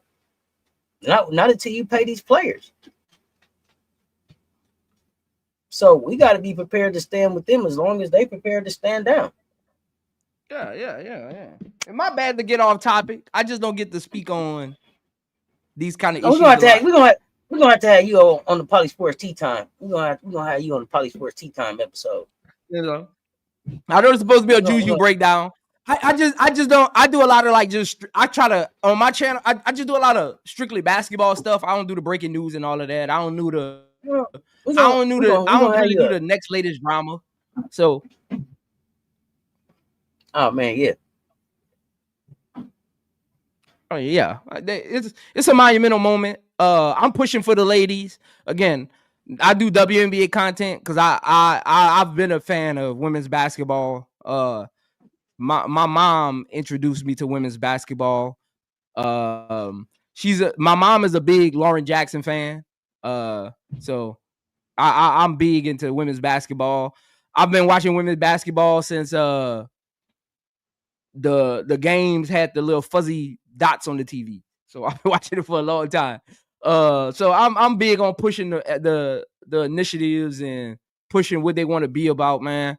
Because they deserve it all too. They deserve it all too. They go through just as much. So. And we need to see just as many black men on these platforms supporting these women as we do tearing them down. Because we got some black men that have super big platforms that will give a whole lot of airtime and space to Caitlin Clark and what she got going on, and not a whole lot of air and space to some of this black excellence and brown excellence that's going on in the WNBA. And they will use their platforms to tear down the Angels and the Asians. So it's amazing. to see. But again, we got to push back with the little platforms that we got. But let's get back to JuJu. We didn't mean to get off topic. We're gonna be wrapping this thing up. Let's get our skill set breakdown, and we're gonna look at that long ball. Again, great ball handling skills for 6'2". At 6'2", you got a long recall to the ball coming back to your hand. So she got a great dribble handle, great crossover, great fundamental in and out skills. So I give her ball handling skills a high rating. Again, we talked about her passing. She has good vision of understanding who's open when they're open. For me, it's really just about the trajectory of the ball, the strength, the angles, those kind of things. When it comes to her passing the basketball, they need to get better over time. That comes from just practicing passing just as much as she's practicing ball handling and shooting, right? If she wants to improve at it, because her vision is there. It's just practicing passing angles, strength, velocity of when to pass certain basketballs and how to pass them. Shooting, it's only a B plus. To say she's a prolific scorer, her efficiency isn't always high, Cess. So 42% from the field, 32% from the three isn't like super elite shooting percentage and consistency. To say she shoots at a high volume and scores at a high volume. So that's why I got it at a B plus. It can't be lower than a B plus because she can score 30 points on anybody. Her shooting percentage just needs to continue to improve, and that comes from decision making when shooting the basketball. Sometimes, athleticism, great speed, great jumping ability. Great lateral quickness. Defense, B, good potential according to her size and athleticism. For her, it's just about the consistency, and I do think she has a high basketball IQ. That's why I rate her high for a high basketball IQ.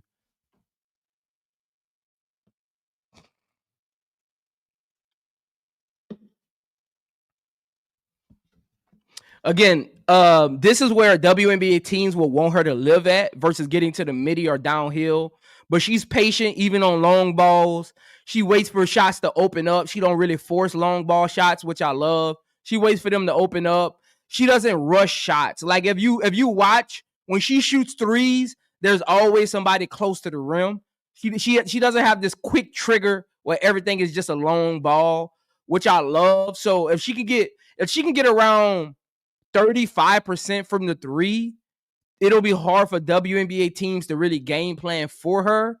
As long as she's around that 32%, teams are going to game plan for her to shoot more longer shots than getting to the midi, right? But this is right here. This is where she needs to grow. Right there, playing off ball, seeing lanes, using her transition ability to draw defenders to get it to others. This is what I'm talking about, Cess, right here. You see how she guarded her like, you're smaller than me, you're not quicker than me, I'm more athletic, I'm me. She needs to have that tenacity every possession on defense if she wants to be her best self. Have that. You're smaller than me. I'm going to move my feet. I'm going to use my height. And I'm going to let you know you just not as good as me. Like, she needs to have that. You didn't see no rah-rah. You just seen her saying, I'm better than you. Like, she needs to have that. That's something she needs to be consistent at on defense.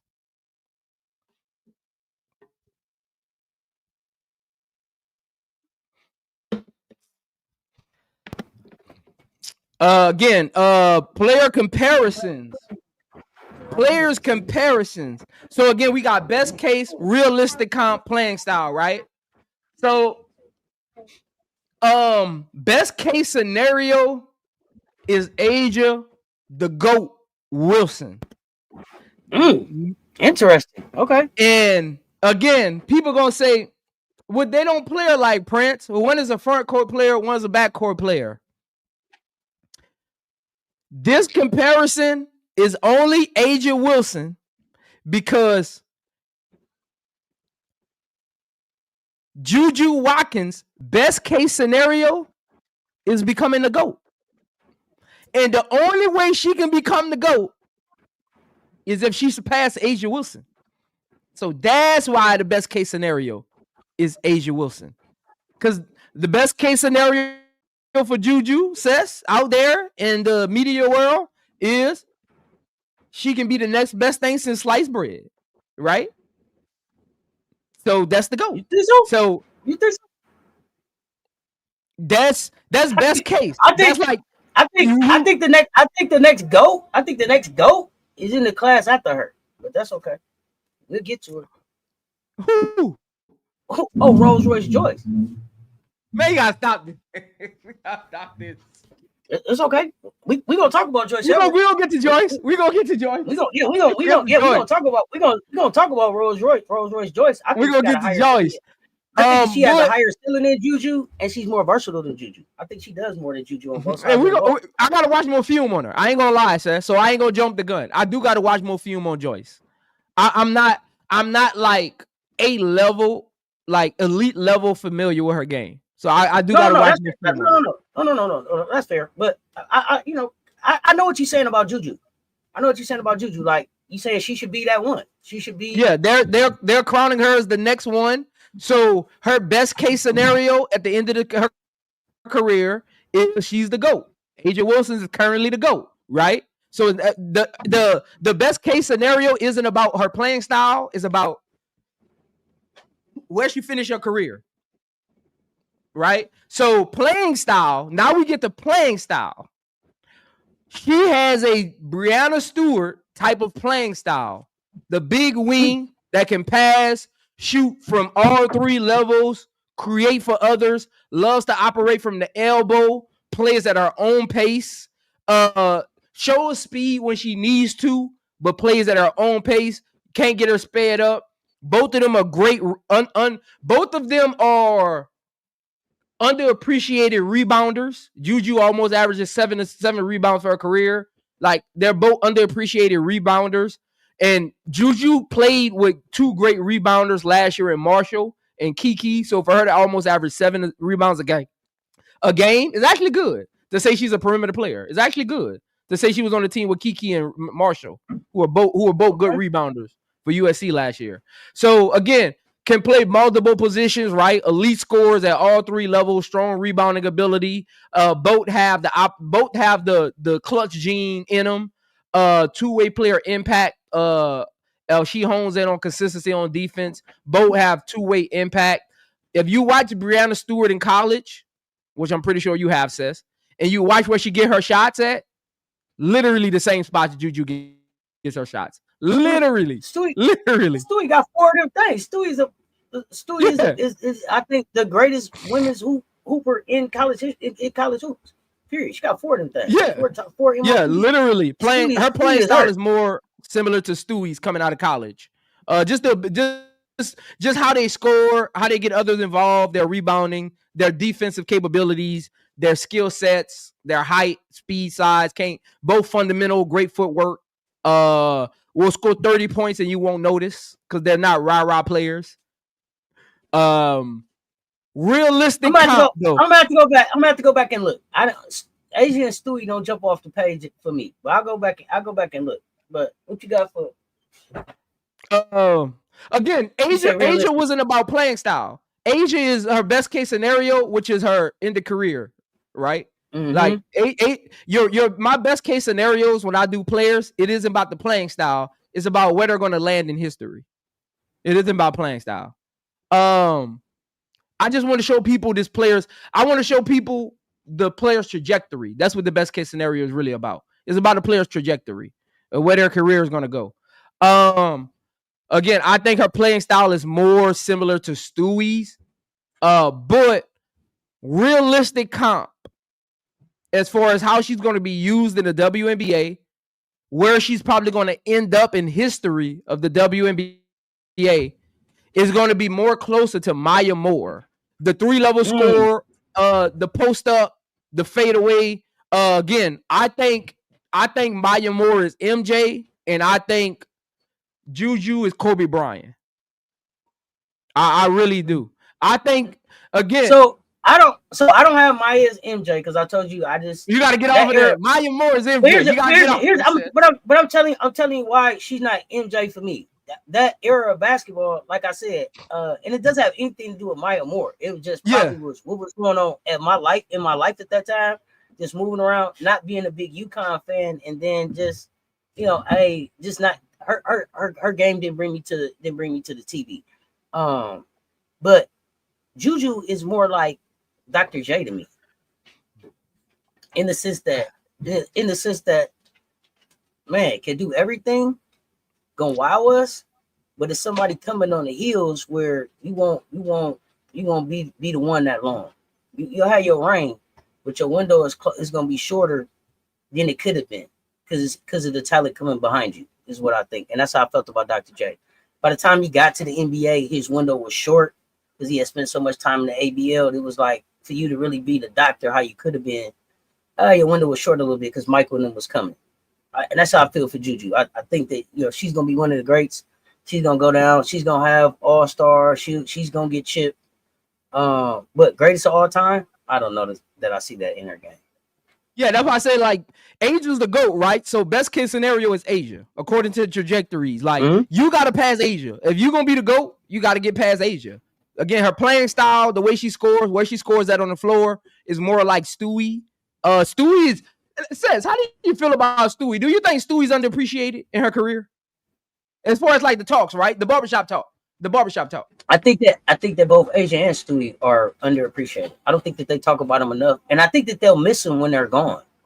Yeah, like I think that we'll miss them when they're gone. I think that we'll miss AT, even though AT, I'm like, damn, AT was going on right now.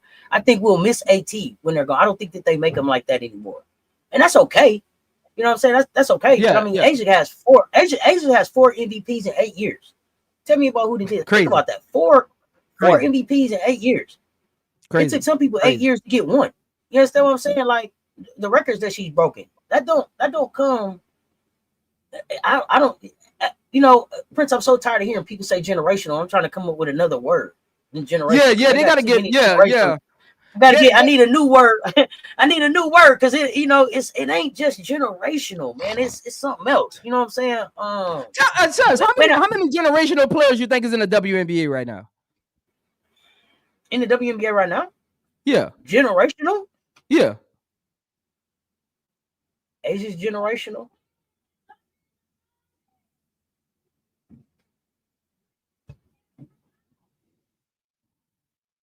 I think Stewie's generational.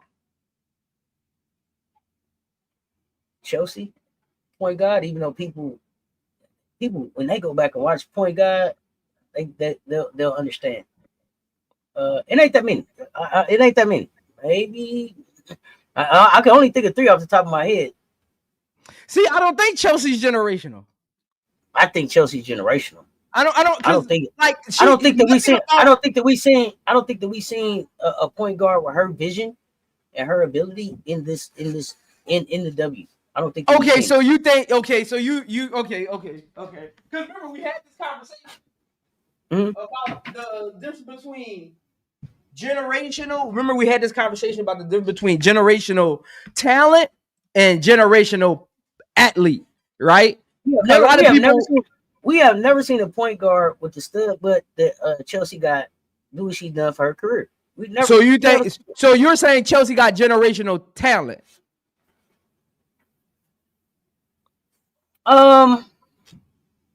If her talent is her vision, generational vision, I don't think that we see anybody. Her vision, her placement of the ball, we haven't seen that. Yeah, that's a talent. Yeah, that's a skill set, talent. Yeah, for me, yeah. She's Magic Johnson like for me. Magic Johnson was generational. Yeah. You look at Chelsea right now. You know how I equate it, like Kobe Bryant, right? Mm-hmm.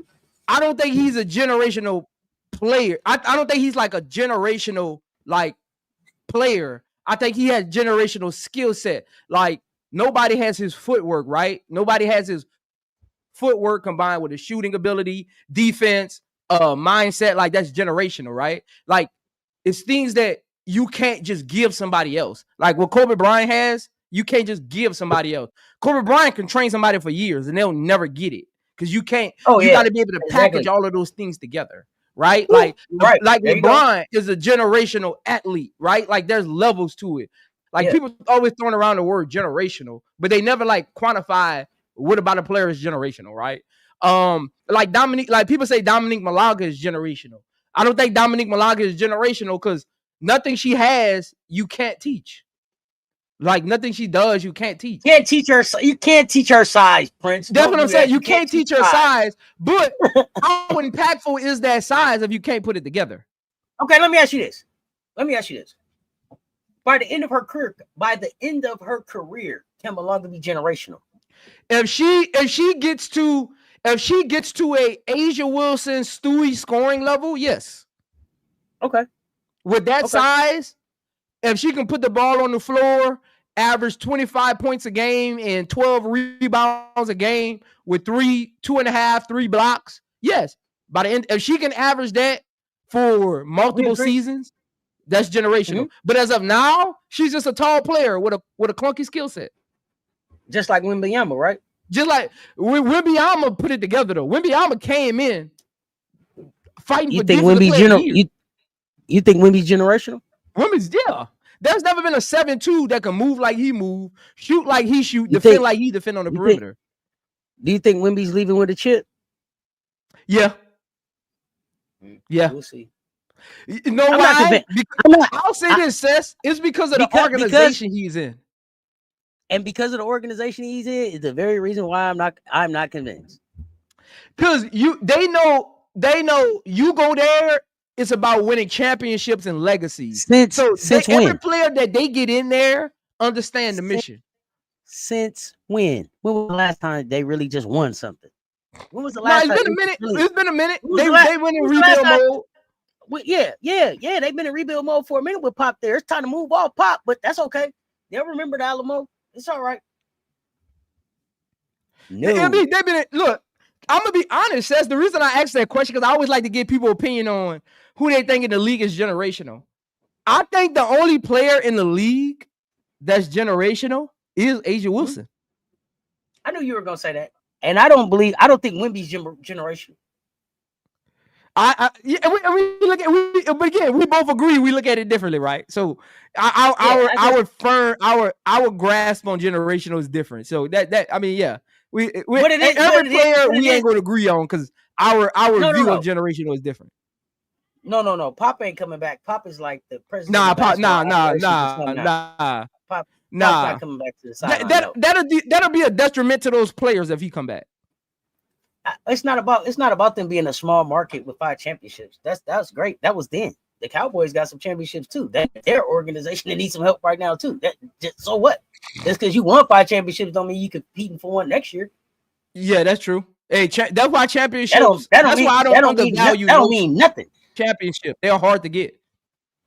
Yeah, them championships may have been more about who Tim Duncan and David the Admiral Robinson was and Avery was than it was about just who Pop and the organization was.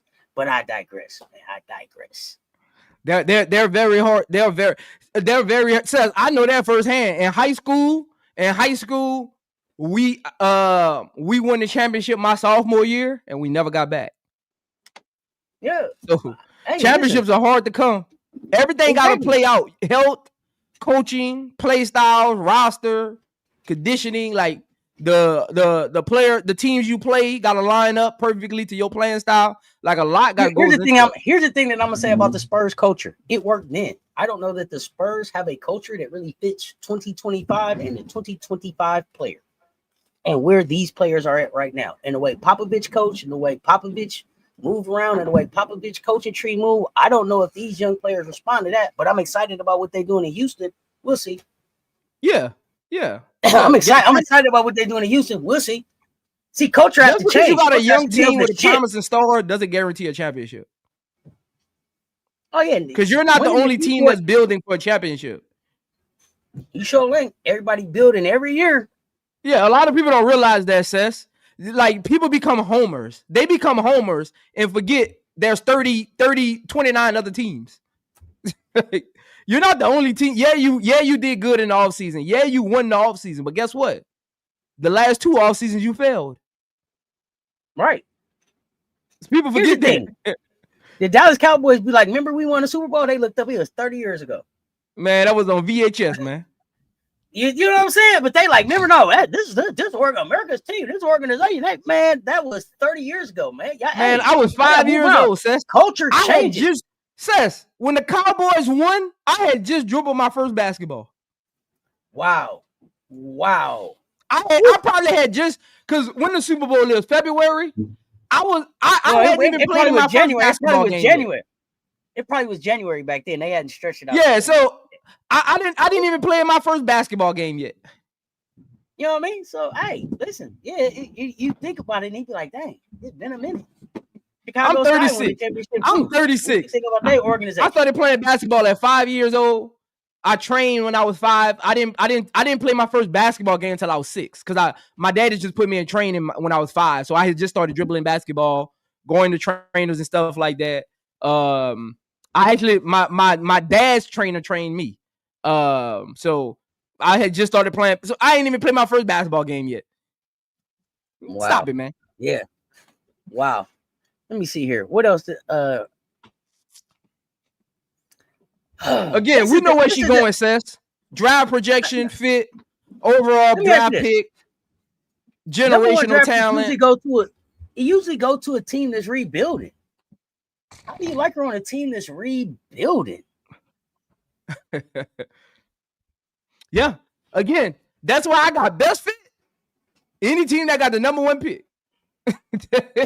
Whoever got the number 1 pick, Seth. I don't know who gonna have it. Not any team. I don't know who any team that got the number 1 pick. I don't care who it is. Final grade A+. Is this the first A+?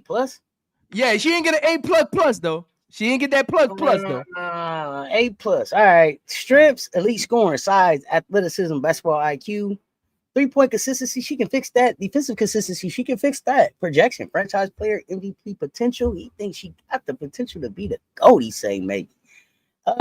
Developing consistent 3-point shooting, adding functional strength and physicality, improving defensive consistency. Let me get this out. Wait, here we go. My bad, y'all. What else we got? And maximizing leadership and playmaking. Okay, so how much of this stuff can she work on while she's out injured? I think basketball IQ. I want to see her take a approach like Raven, and I want to know what you think about that. Like when Raven was out for that year, she sat there and almost became a coach. I want her to be again. Seth, what did I say earlier? I want to see her out of huddles, get the team involved more, be a coach on the floor. So while she's out injured, I want her to be a coach on the bench, like be involved with the players' development and let them know you supporting them from the bench and what you seeing out there. Give them some of your IQ. Display some of that to the other players so they can get easier shots and know that you still got their back even though you're on the bench, right? So, like, I think some of the things she can do while she out is adding functional strength and physicality, right? And maximizing on her leadership. That's the 2 main things she can do while she's out. Getting stronger and maximizing on her leadership and IQ. I like that. Because everything else, she gonna need to be on the court for, whether it be defensive positioning, that's gonna take practice, workarounds at practice on 5-on-5s, understanding not to fall asleep on these type of plays, playmaking skills, that's gonna take effect in practice, during games, doing work throughs, walk arounds, things, installs, and 3-point consistency gonna have to be on the court for it, right? Because that 3-point consistency is more about probably sharpening up on her mechanics a little bit better, probably like footwork, stuff like that. So here's the thing that I know about JuJu. Whether you think she's the next MJ or not, she's a big part of where the WNBA goes in this next era, right? Like she's a big part, not only because of her skill set and her superstardom, but just because of the activism and the motion that she brings, right? I'm excited to see this kid come into the league.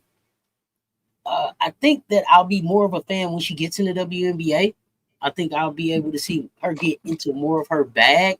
I think I'm turned off by the way she's used at USC. I think I'm turned off by the way that she's used at USC. I found last year it was times that I liked JuJu better with the nerds, and it was times that I liked her better with that team that she's with. I hate that she's actually injured this year because I would really like to see her with Jazzy Davison and Kennedy Smith, because Jazzy and Kennedy really, kind of get after the defense a little bit more than maybe the players that was on the floor with her all last year, as far as like that front the backcourt. So we'll miss her this season. Wishing her a speedy recovery, but understanding that she is still a very, very, very big part of where women's hoops goes from here.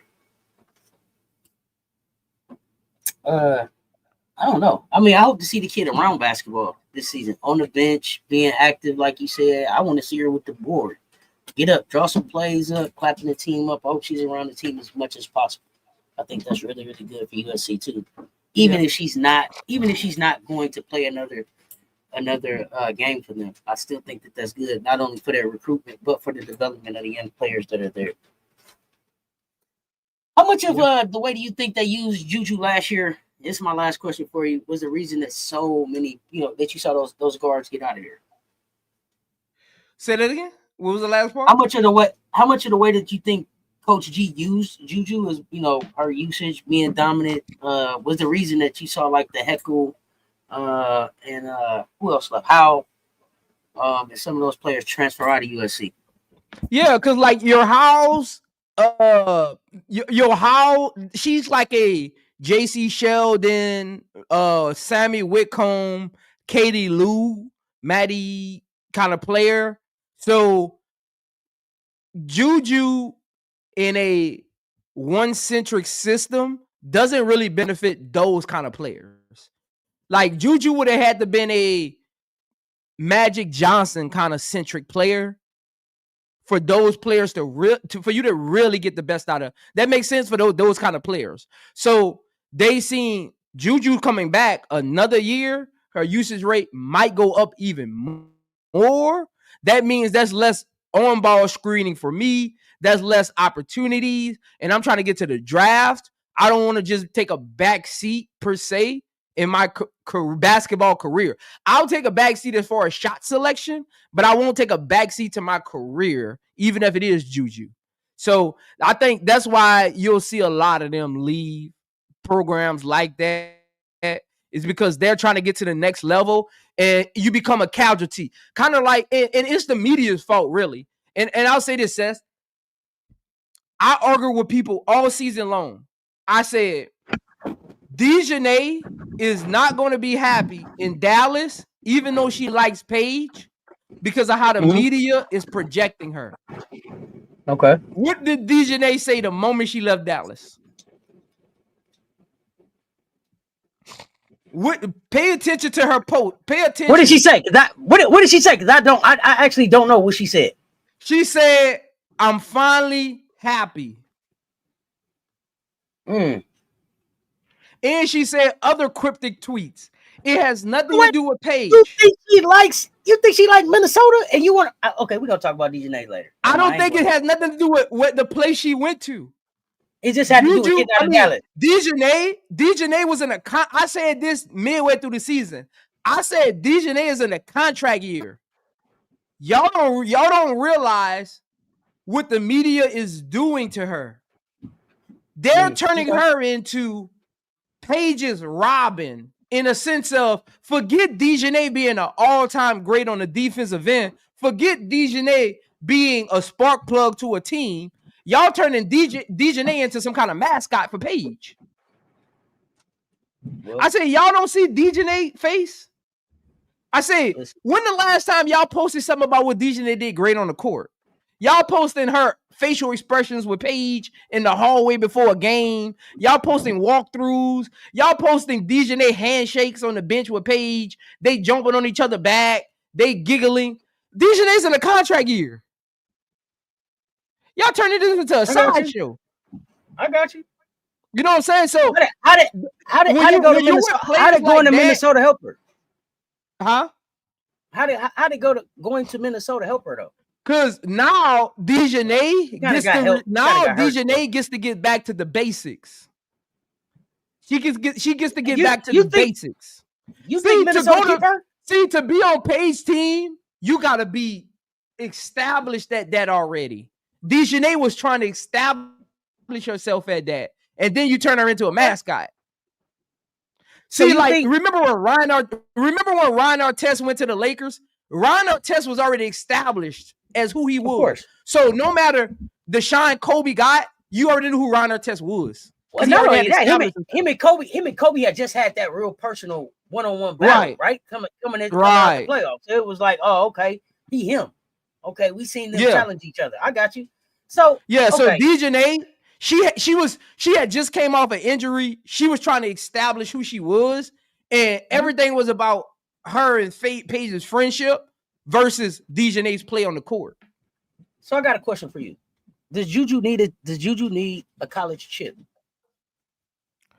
No, because I don't think she takes another dribble. Okay. I'm with Cess, with some players, I'm just of the belief they were never meant for college. I don't think JuJu was meant to go to college.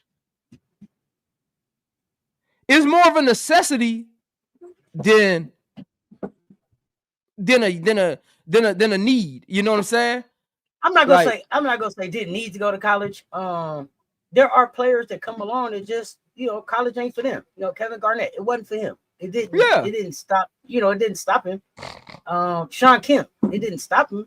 But then there are others where it was like, well, hey man, maybe you should have went on to college in at least 1 year, so it depends. It depends. I definitely, like I said, I already had said when she got hurt that I didn't think she was coming back. I thought that we saw her play her last game at USC. Yeah. I would love to see her come back. Because I love watching JuJu in college, right? I would love to see her come back. I really would. Well, listen, here's the thing. If I'm JuJu, I'm only coming back if I feel like the team that I'm coming back to is a championship type team. Yeah. If it ain't that, if it's an Elite 8, maybe we could get to the Final Four. Man, I'm going to the dub. I'm pretty sure USC knows that, Cess. So I guarantee you, I don't know what recruits USC got for year after next, but I guarantee you they're pushing for her to come back. So they're probably going to do everything they can to recruit as much talent to put around JuJu as they can, so she can say, I can win a championship with this.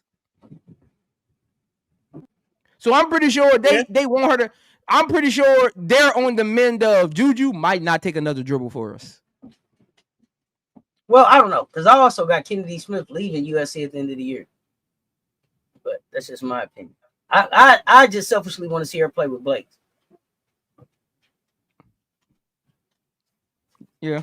But yeah, we'll see. Kennedy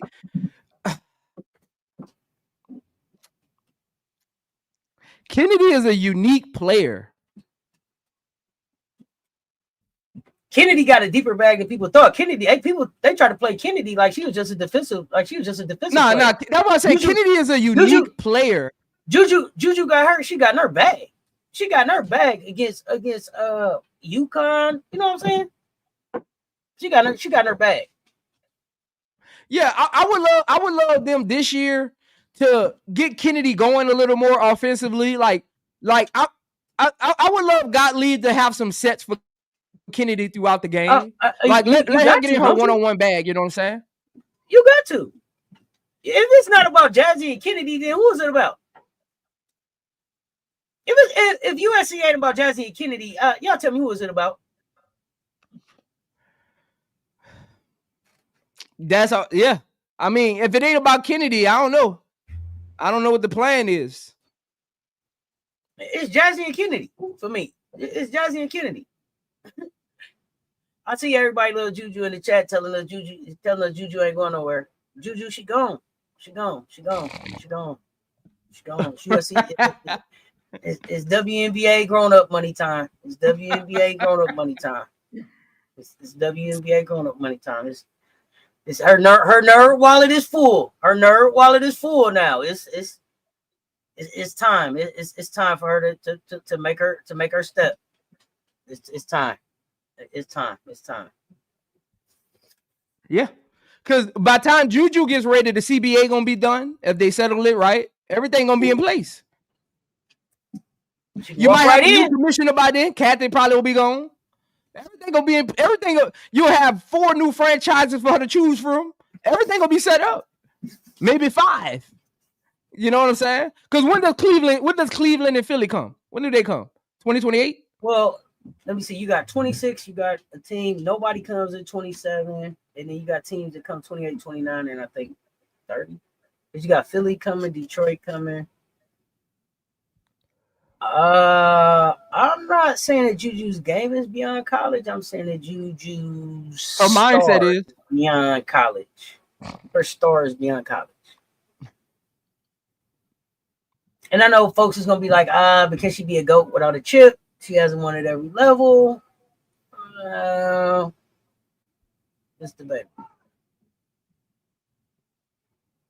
Yeah. I mean, but it's gonna be interesting. I mean, Cess, what does winning a championship do for JuJu? In the grand scheme of things. Yes, it'd be good to have it on.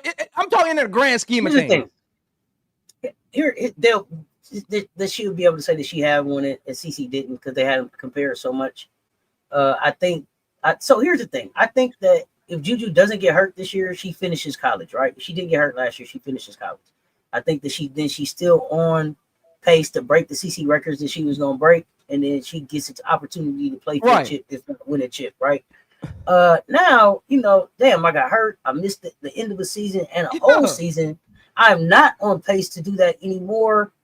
If I come back, are we really competing for a chip? Where is UConn at right now? Where is UCLA? Where is South Carolina? Where are those teams at? Can we really compete? And then if not, do I risk another injury here with the high usage and the way I was handled, or do I go pro? And so to me, JuJu and Clutch would go pro, but I don't know.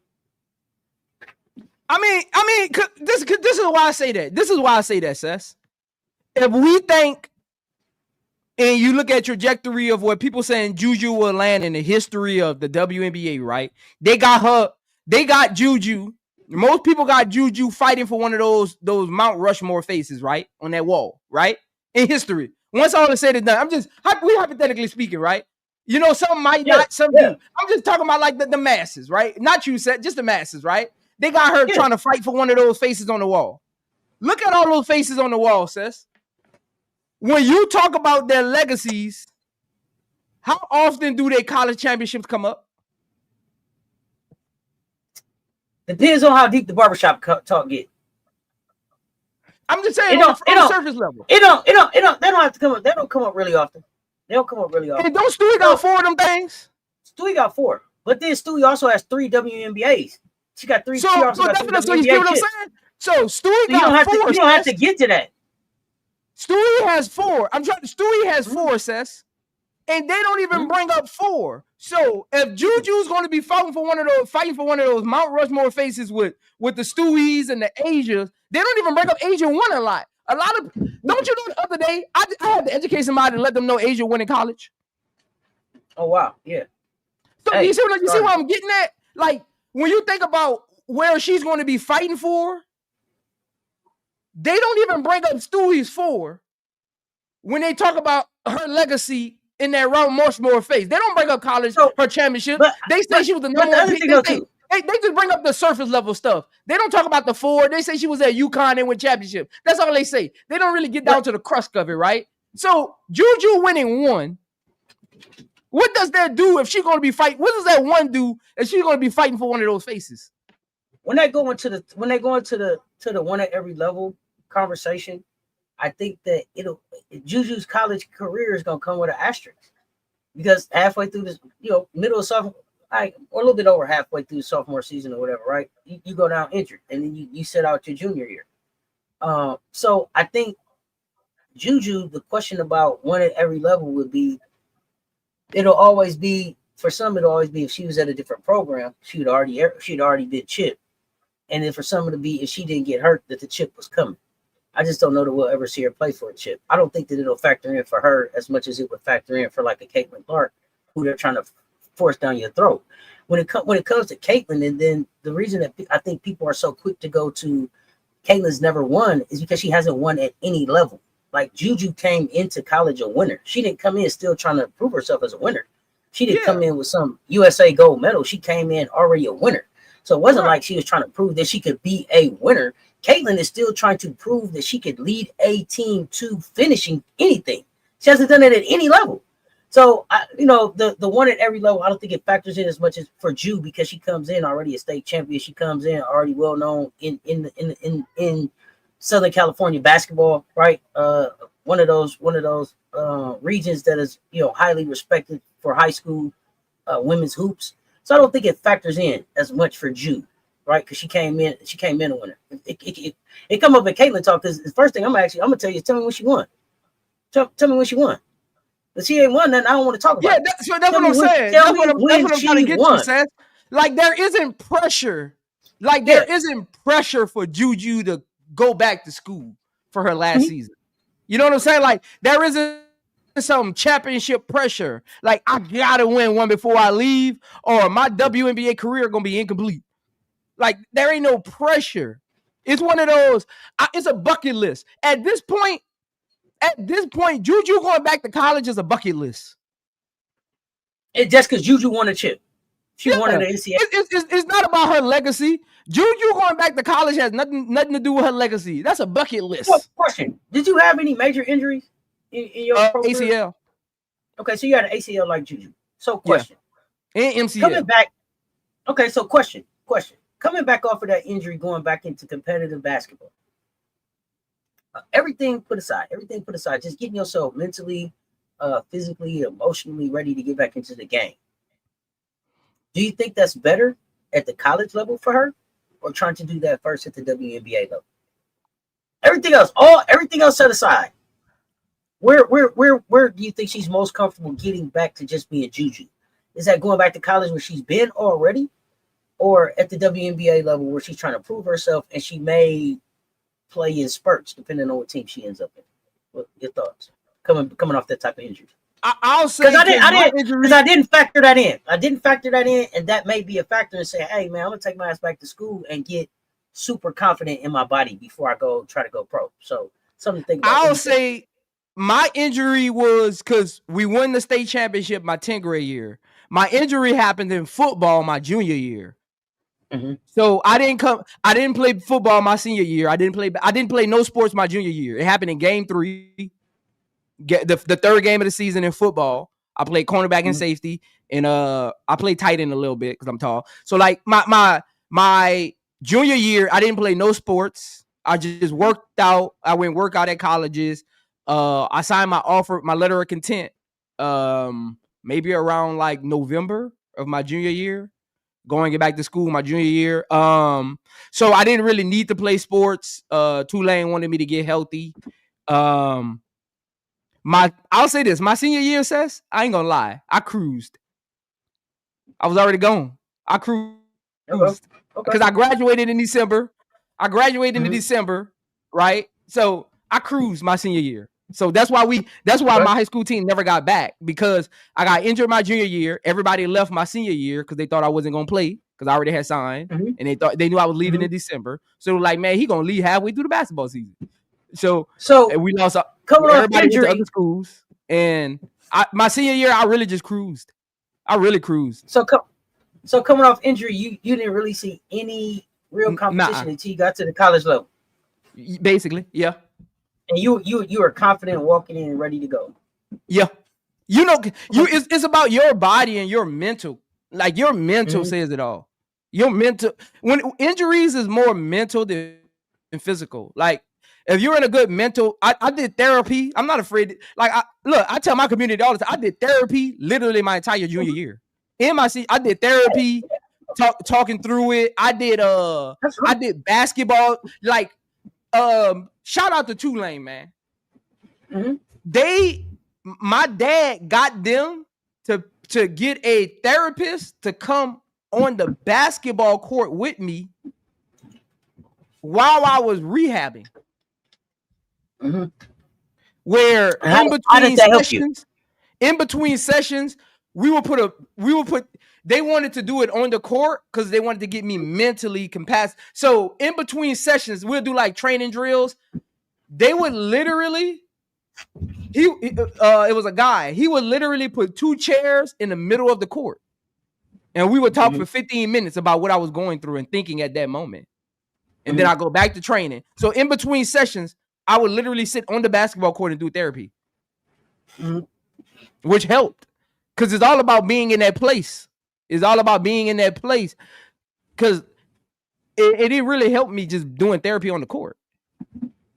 Yeah, I just thought about that. I was just wondering, she's coming back off of this injury. You know what I'm saying? Where would she be most comfortable getting back to being JuJu? So I was just wondering, like, should she go back to school and get comfortable and take a risk of, there's always a risk of injury, or should she just go ahead and go pro, or does that matter? So I appreciate you. Yeah, she's in the right headspace. She got a good, that's why I talked about her team, Cess. Like, I feel like she got a great team. She'll be all right. Again, her going back for her last year, that's a bucket list thing, man. Yeah, we're gonna see. Plus, you know what? Now these kids can do all their online studies and end up, you look up and they a grad student in their 3rd year, and it's like, what? You finished already? So there's also that. So I wonder if she will already be finished with school by the time she is healthy and ready to be back on the floor. Yeah. I wonder where she is with her degree. So before I let you get out of here, I know we way over time. I gotta ask you about our aces. How you feeling? Oh man, hey, tomorrow we bringing the brooms. Where them brooms at? I'm going to the little lounge today. Go get me a cigar. Go get my whiskey. Oh man, we bringing out the brooms, man, and we celebrating. Tomorrow we're celebrating. Sweet.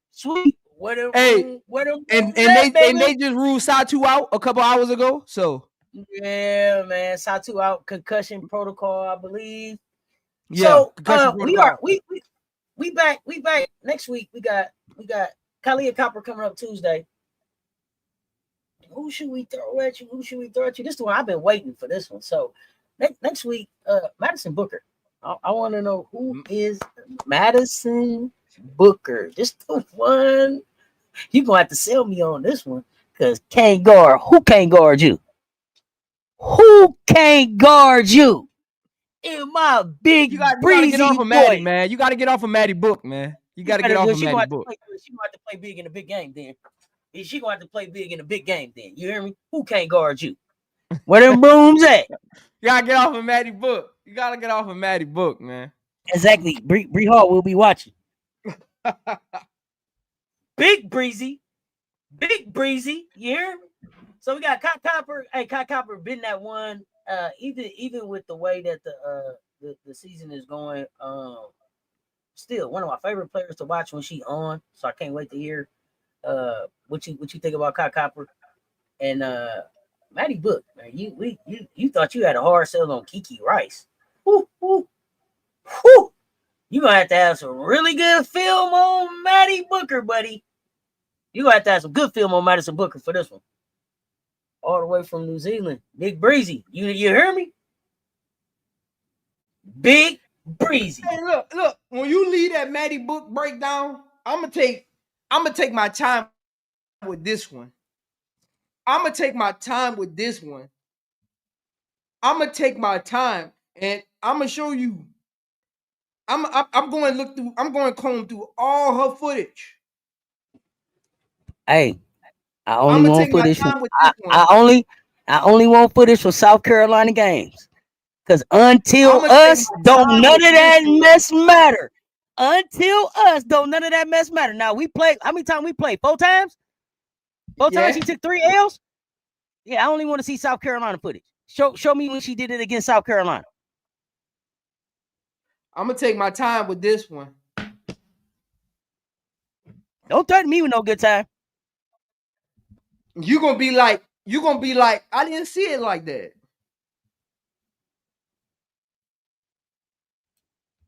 I don't know what you got to give Kiki and Maddie. I don't know what that's about. I don't know. I don't know if they gave them Gamecocks work in high school or what. I don't know what. I don't know. Hey, chat. I don't know what Seth's problem is with Kiki Rice and Maddie Book. Tell me about the big game Maddie showed up in. You know, wait. I don't know what that's about. Tell me about this. Tell me, we ain't talking about high school. I got my hat say Gamecock. Tell me about the Gamecock she could. You can't guard me. Who can't guard you? Hey, look, level. Hey, Maddie Book could win an MVP at the next level. Okay. How many current Gamecocks could win an MVP at the next level? 3. It was 3 of them in the conversation. Name them. Asia, Aaliyah, I'm talking about current Gamecocks. Asia Wilson, Aaliyah Boston. No, current Gamecocks. Joyce Edwards, Tanaya Latson, Chloe Kitts.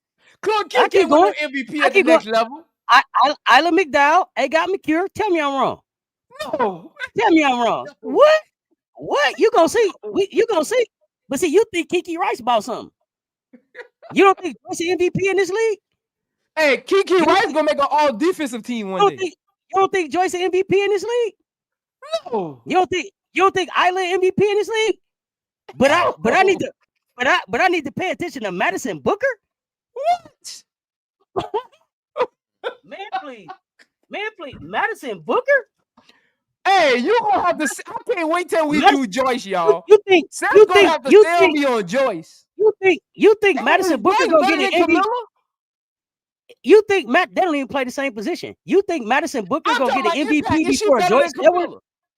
Oh, Impact, hell yeah! You'll watch Joyce Edwards. Joyce Edwards has. Listen, here's the thing. Joyce Edwards has the potential to be a 2-time National Player of the Year. Been saying it since she got here. 2-time National Player of the Year. Hey, chat. Y'all think? Chat. Y'all think Joyce Edwards is better than Camilla? I don't think Joyce is better than Camilla.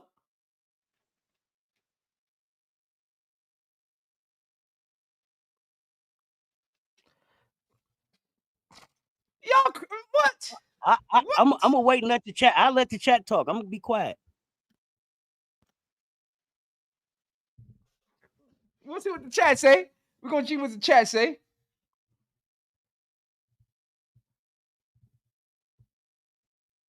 I know y'all don't like. I know y'all don't like Chloe. That's okay. Y'all can say Joyce need a jump shot, but Joyce just going into her sophomore year. She was the captain of the FIBA team with all them people y'all like on there. She was the boss of all them. Joyce like that. Ask Dawn. Ask Drip who Joyce is. Man. Hey, I really again. It says you're gonna have to sell me on Joyce because I'm gonna be the first to admit I don't got enough film on her. I'm gonna be the first to admit. It's a whole season. There's plenty of film for you to go watch. You can watch. Like I said, when we get to Joyce, I'm gonna educate myself more on her over the next couple weeks. She got 3x3 work. She went handed out. Joyce was deployed this summer, saving USA basketball. She did 3x3 work, 5-on-5 work, wherever you needed Joyce to be. She was there. I'm gonna tell you when they say when Joyce come on the screen, what do we put in the chat? Stronger, better. When Joyce hit the screen, what do you hear? That's what you hear. When Joyce hit the screen, that's what you hear.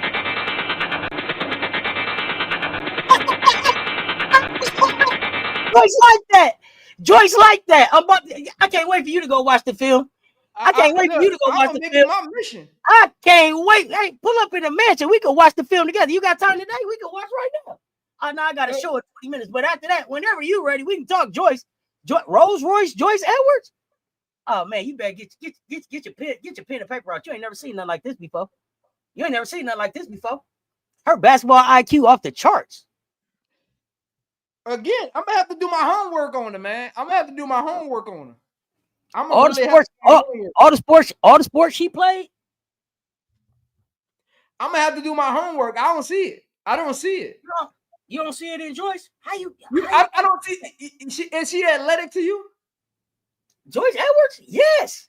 Oh, absolutely. Joyce not athletic to you? Oh, I can't wait. I can't wait for you to go look at Joyce. What? Are we talking about the same Joyce Edwards? I gotta go check her out. I gotta go check her out. What talking about Joyce Hey, Edwards? look. Is she better than Angel Reese? Hold on. Yeah, she. Let me show you something about Joyce. Let me show you something. Don't stutter. Nah. Angel Reese and Joyce ain't even on the same. They ain't even the same type of conversation. They're not even. I told you, Joyce in that Asia conversation. See, here we go. Let me show you something. Oh, so she better than Angel Reese. Yeah. What? I ain't stuttering. Wow. What? Hey, chat, is Joyce better than Angel Reese? Hey, let me show y'all something about Joyce. That's all I'm gonna say about Joyce right here.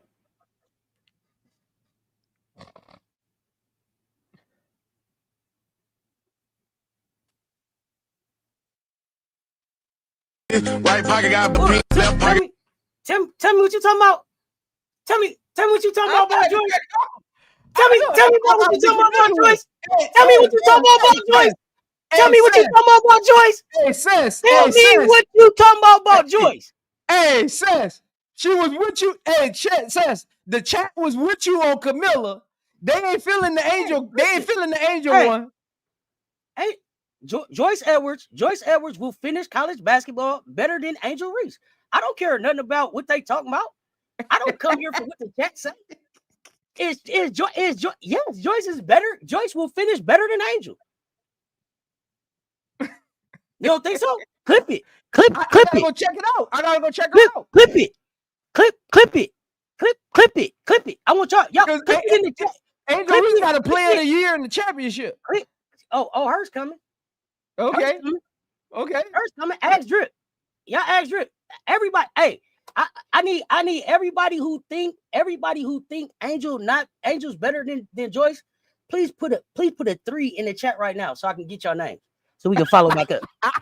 Put a 3 in the chat. This is funny. Everybody who think Angel better than Joyce, put a 3 in the chat so we can have that conversation again. Let me see the 3s in the chat.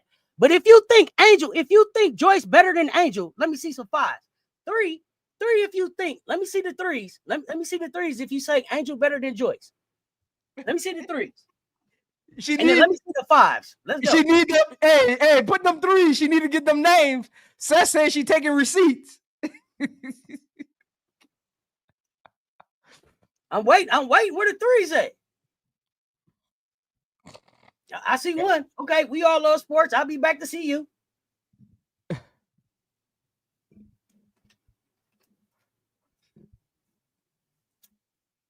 Kelvin put a 3. Donna got a 5, saying Joyce better. I'll be back. I'll be back to see you. We talking about a freshman that ain't played a sophomore year yet. She ain't even played her sophomore year yet. Let's go. Joyce better than Angel to you? I don't know about Angel being Giannis. And that's not saying that Angel ain't who Angel is, but she ain't Joyce. Don say by the time Joyce get finished, she probably gonna play 1 through 5. Let's go.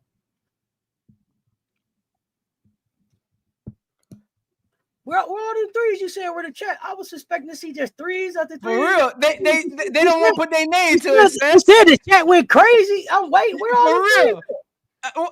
Hey, Browns, Goon, where y'all at? Cess got y'all scared out here, man. Cess them, y'all done let Cess. Where y'all 3? Where them 3s at? Where them 3s at? Where them 3s at? Where them 3s at? Y'all some ATs, man. Where them 3s at?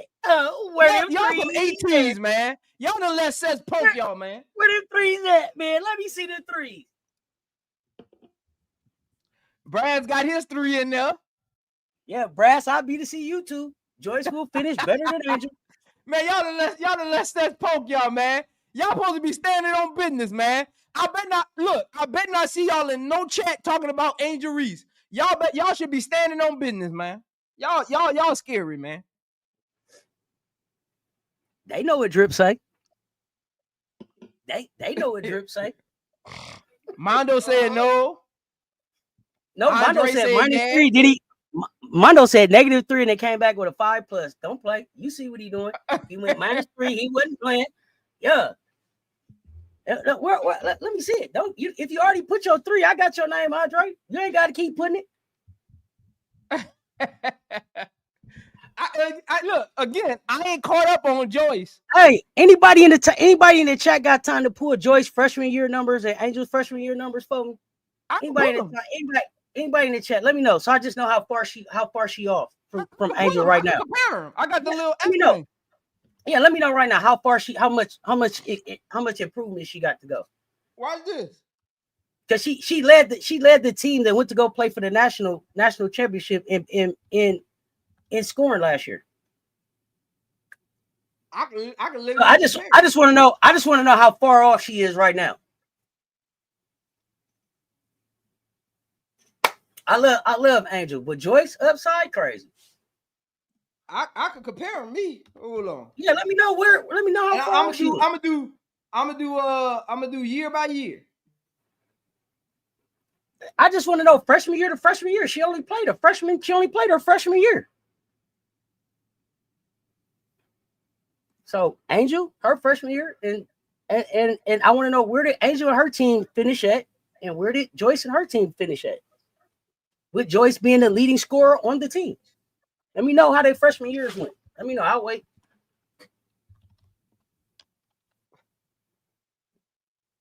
Let me see. It's loading right now. I know she ain't no finished product. That's why, and she had post player U. I know what's up. She got Asia coming back working with her, Miller coming back working with her, Aaliyah coming back working with her. Yeah, I know what I'm talking about. That's a 3-sport athlete right there.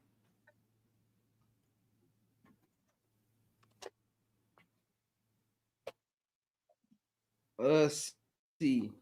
So last year, Joyce, freshman season, 12 points, 5 rebounds, 1 assist, 52% from the field, 77 from the free throw line, effective field goal percentage, 52%, win shares, 6.1, PER, player efficiency rating, 31.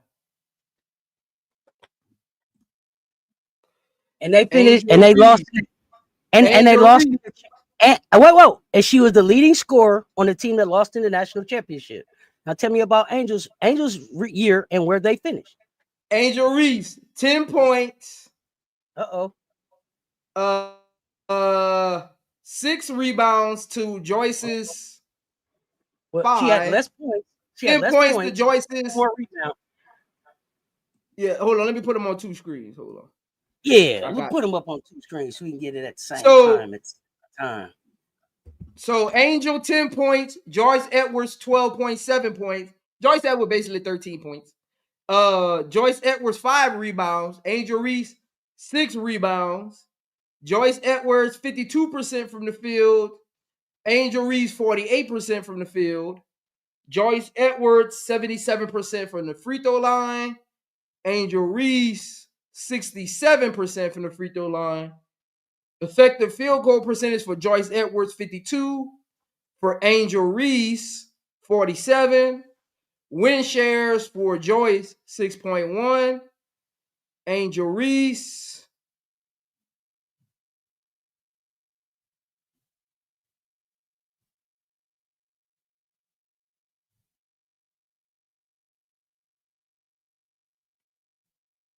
0.3. I mean 1.7. So 6.1 for Joyce, 1.7 for Reese. Joyce had better freshman numbers. She had better freshman numbers. And that's not a finished product at post player U with the development around her that's coming. So yeah, again, like I said, Joyce will finish better than Angel. I rest my case. But go watch the film now. Look again. We gonna get to Joyce. I got to do my homework. I got to check it out, man. Yeah, I got to check it out, man. Yeah. Look at it. Look at it. Look at it. Look at it. I got Angel. I think Angel did get injured her freshman year though, because she only started like 4 games.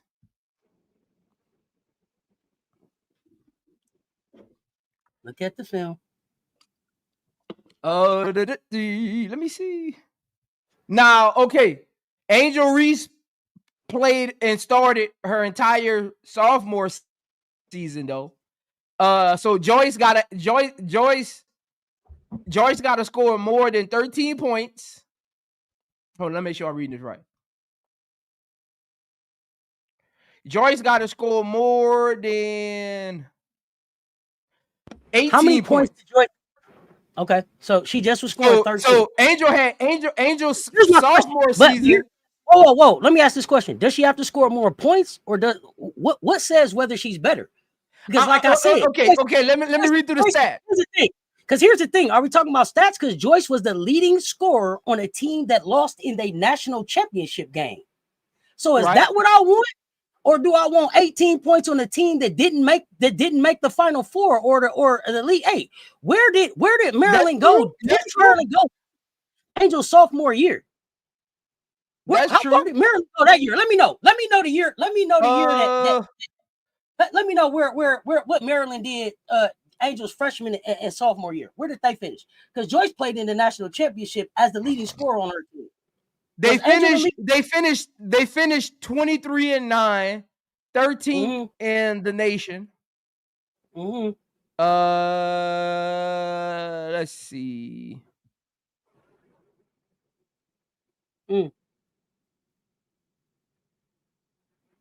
And she came off the bench and was still the leading scorer.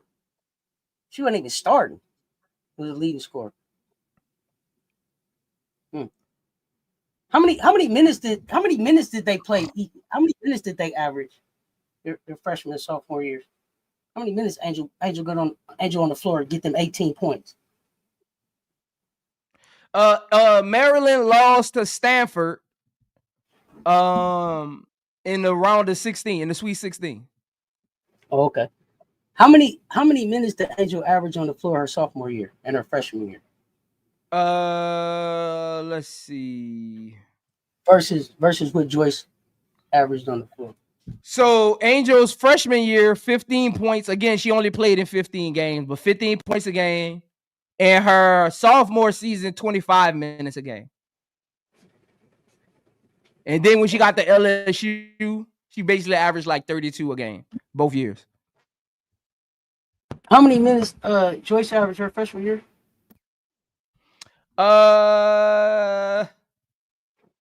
Dang, 21. Dang, she had 12 points on 21 minutes. Man, bad. I take that as a freshman. As a freshman, yeah, as a freshman, that ain't bad. She basically had 13. It was 12.7. She basically had 13. 13 points at 21 minutes. Like I said, now let me get all them threes in the chat. Let me get all them threes in the chat so we can follow back up. I'm gonna have to watch her film, man. I'm gonna have to check her out. Let me get all them threes in the chat. Yeah, you check Joyce.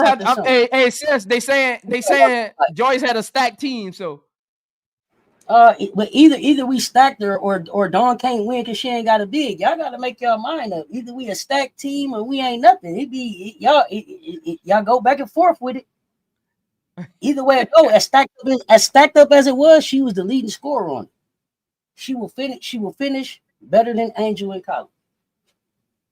When Angel won her chip, was that a stacked team? What was that? What, the LSU team? Yeah, what they call that? Was that a stacked team? Not really. Okay. Just Angel. Let's not. Now, hold on. I'm an LSU fan, so I'm gonna give you the real. Some people came to LSU when Angel got there. I'm an LSU fan, so I watched a lot. I watched them the whole time. They were pretty good players. They just needed a leader. Oh. Like sound like y'all same problem right now. Yeah. LSU has always had talent, going all the way back to Simone. I'm not moving no goalposts. I said Joyce will finish Better than Yeah, Angel. so let's not do that now. Y'all went, Let's not go overboard. y'all went to stack team and all of that. I just said, what's the numbers? Where they at? I'm still betting on this one right here. That's not to say that Angel ain't special, but Joyce something different. There was some good players. They had never played together. Here's the thing. You didn't know how good they were going to be. Angel now had y'all transferred. She didn't really. She didn't win nothing at Maryland. So okay, like now, they had circumstances. Okay, like so, they were talented players. Cess. It's just so that you had all a of them. talented team. You had a talented team, but it wasn't stacked, right? So y'all tell me the Raven ain't shit. Yeah, it was a talented team. It was Y'all a talented team. Breast, tell me how I move the goalpost so I can address that. So y'all tell me we got a stacked team, but then y'all tell me Raven can't score, right? Then y'all say Chloe ain't shit. Y'all said we didn't have no. Y'all said we didn't have no bigs. Y'all didn't have no respect for Fagan. Y'all said Bree Hall wasn't shit. Y'all said we didn't have no 6'7". All we had was late. So we a stacked team or not?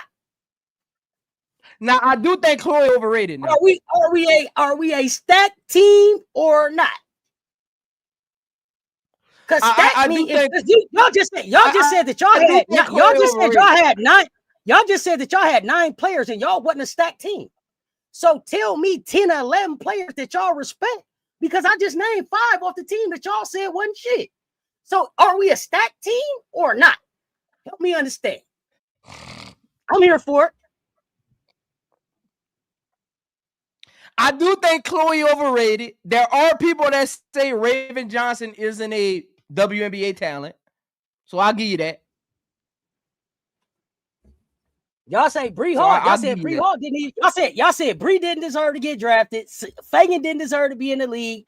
Pow didn't deserve to be in the league. But now we a stacked team. Y'all gotta make y'all mind up. But we moving the goalposts. I'm waiting, Brass. How I move the goalposts. I'm waiting. I didn't specifically say you, Brass. I'm talking about in general too. Hey, when I'm talking to you, I'm gonna say, hey, Brass, you said they wasn't shit. I said y'all said. See, don't get to feeling tender about shit now. When I'm talking about real facts now, don't get tender. Let's talk about it for real. Y'all said we a stacked up team. Y'all said we was a stacked up team. Tell me where we stacked up, because I just named all the players that y'all said wasn't shit. So tell me where we stacked up at. See, y'all gotta make your mind up. See, we keep receipts around here.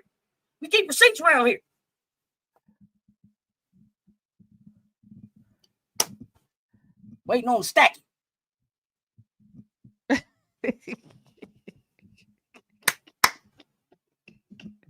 Hey, I ain't gonna let nobody poo-poo my LSU team though. Where the stacking at? Hey, this one thing I won't do. This one thing I will never do. Like, where that stacking at? Even when it comes to Asia, people will tell you, even when it comes to Asia, I give Dana, Dana Evans isn't no world beater, but I give Dana Evans her props. I'm not gonna put down Dana Evans to uplift Asia Wilson.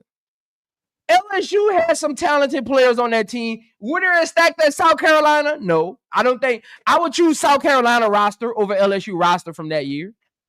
I would choose South Carolina roster, but I'm not going. Again, man, Angel was the difference maker that team needed. Again, Angel, the only thing Angel had won before she got to LSU was the Big Ten title, or whatever. Nobody that came to LSU that year had won anything. Like, people got Cess. A lot of people don't know how the voting system works as far as the rankings go. You need a top player. Your coach has to be somebody. Your strength of schedule means something. The playmakers, the shooting on your team means something to the evaluation, what the players had accomplished. None of those players that came to LSU that year had accomplished anything at a grand scale, right? Like national champion, none of them had been in the big game. So if you got no player that's going to be in the big game, the polls aren't going to put you in the top 10. Nobody on your team had been in the big game besides your head coach. So why would you go to the top? And then the game start. And then the game start, and now you got to go play basketball. Right, and then that's when the rankings start mattering. Remember, we started. So I don't really buy it. I don't really buy into the. the poll hypes. I don't And really then buy into the poll hype. as far as whether Angel's Maryland team was better than Joyce's, apparently y'all said our team wasn't shit. I don't know who Angel played with. None of that. Who Angel played with at Maryland, LSU, any of that doesn't matter to me. I'm talking about skill set. Angel's motor, crazy. Angel, special. Joyce, special. Joyce will finish with a better college career than Angel. That's that. Clip it. That's where I'm at with it. Go watch the film. Y'all see it. Like Drip said, 1 through 5. She scary y'all. Y'all know it. Y'all ain't got nothing. You ain't got nothing at LSU to deal with Joyce. Nothing. Again, I'm not familiar with Joyce's game. I gotta go watch her game. Go Look, watch. I'm an Angel fan, so I think Me too. I think Angel's better than her because I haven't. But I'm speaking from a one-sided perspective. So I'm an Angel fan. I don't want nobody to. I'm an Angel fan too, but I also understand Angel's limitations, and I also understand that Angel probably would be a even more special player if she didn't have the rod in her leg and if she didn't have the pin in her foot. So I understand where Angel could be, where she's at, and where she finished, and where she's going, and where I see this kid's talent at. I see it different. We'll see though. I told y'all, clip it. All the threes. I'll be back to see y'all. I'll be back to see y'all. We looked at the freshman. I don't want nobody to take my opinion as law. You keep saying refund for what? You put in a 3. Like I said, if I got to come back and say I was wrong, I don't mind that, but I don't know what the fuck the refund shit is. I'm not getting that part. I really ain't getting the refund shit part. Again, Cess, I don't want nobody in the chat to take my opinion as law because I'm not up to date on Joyce Edwards' game. So don't take my opinion as no, they should be voting on. They should be voting on what their opinion is. They what? Yeah. Are you gonna answer the question? Is we stacked or not? That's what the chat asking you. Stacked or not? Zoe? Oh, you asking me that? That's what the chat. That's what KB saying. Is you gonna answer the damn question? Stacked or not? Talking about SC. Why would I have to answer that question? I don't know what happened. Yeah, KB, you got the wrong person, KB. Seth wasn't fussing with me. She was. I didn't talk about South Carolina roster. She was talking to the chat. Why do I gotta answer that question? She didn't even ask me that. She was talking to the chat. So here's the thing. Here's the thing. Here's what I said, Brass. I don't know if Angel's Maryland team was better. I didn't watch it like that. That's what I told you. I don't know. I'm not basing what I'm saying about Joyce or Angel off of who was around them. I'm basing it off what I think about their skill set is. That's what I said. So when I said that folks is telling me that we ain't shit, that's what I was talking about when I said I wasn't talking to you.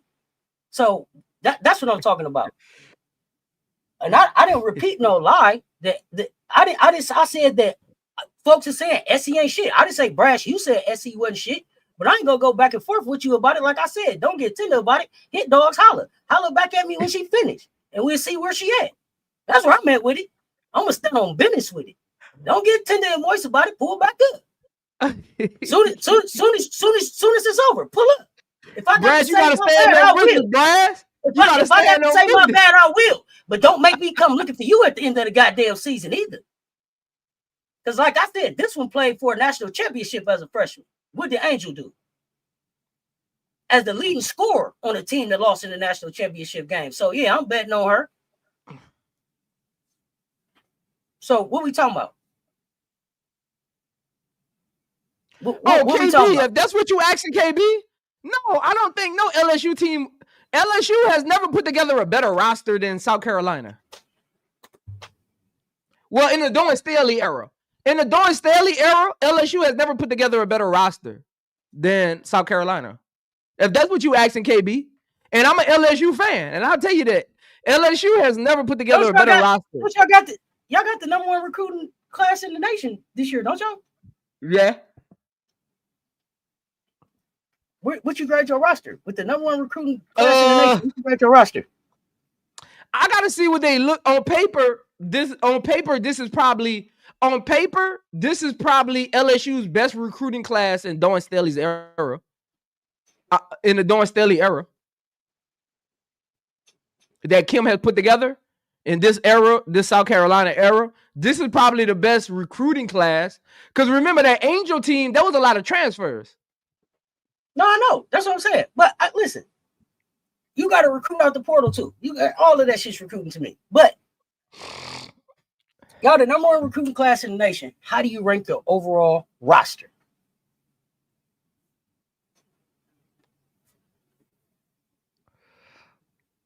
Who Because they say y'all got the best backcourt in the nation. said agree? that? Who said that? I forget who I seen posted that. Best backcourt in the nation. Y'all remember who I showed said that? I want to say it was on. I think we got a top 5. I think we got a top 5. Backcourt, right? Overall roster. Yeah. Where you at? Where you at? Overall roster, I think South Carolina roster is still better. I think UCLA roster is better. JuJu's not at USC.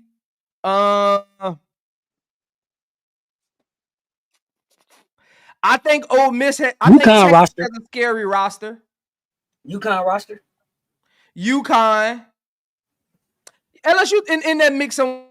LSU was in that mix with UConn. What about Tennessee? What about Tennessee roster? You think y'all in the mix with Tennessee? They right outside of LSU's. Tennessee.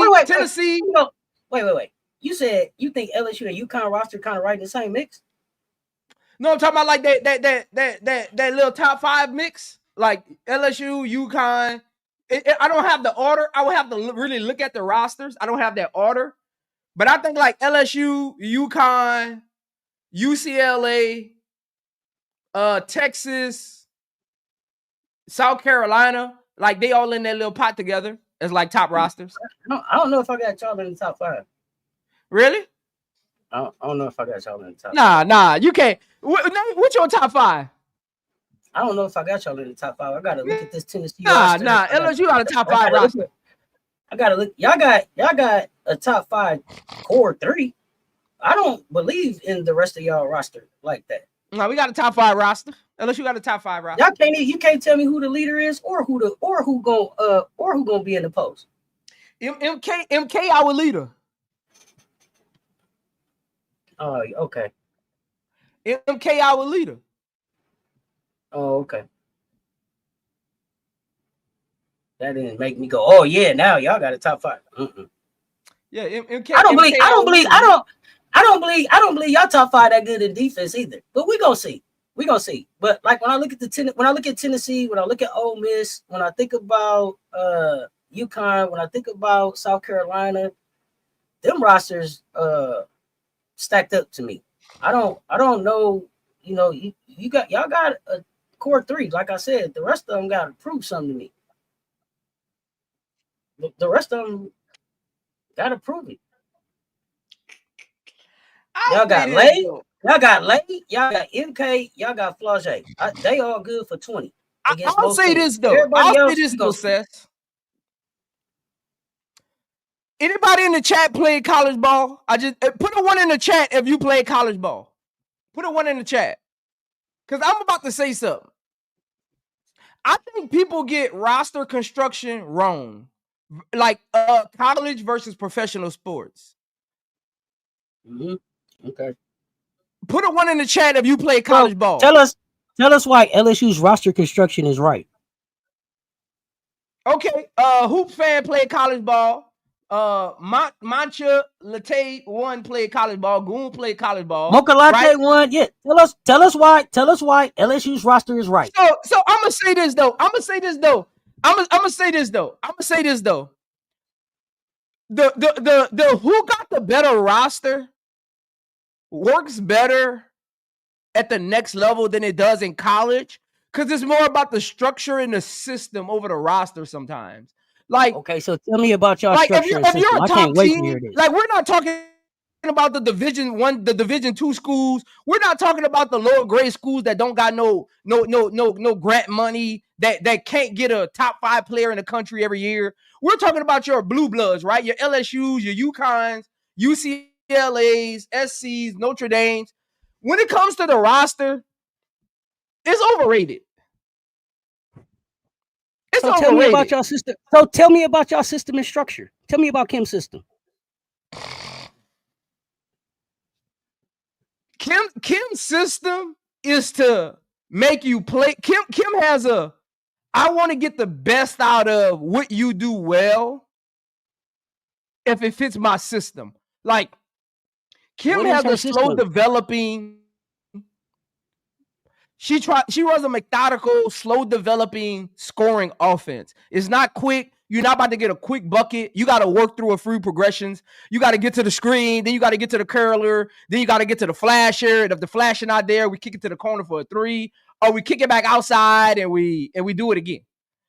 Like I mean, and this is why I disagree with. This is why I say that, Cess. I just want to answer your question before I lose my train of thought.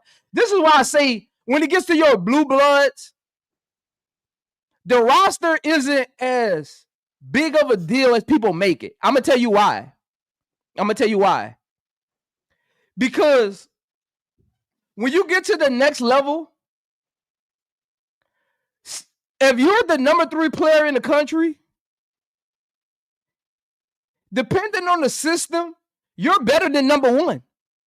If you're number 10 in the country, let's say Kim Mulkey went get the number 5 player in the country. Depending on her system and how they fit, Notre Dame's number 9 player in the country will probably be a better college player than they are. Their impact on that Notre Dame team will probably be higher. That's why I say when you get to your blue bloods, the coaching matters more than anything because you're really getting the same talent. It depends on the coaching.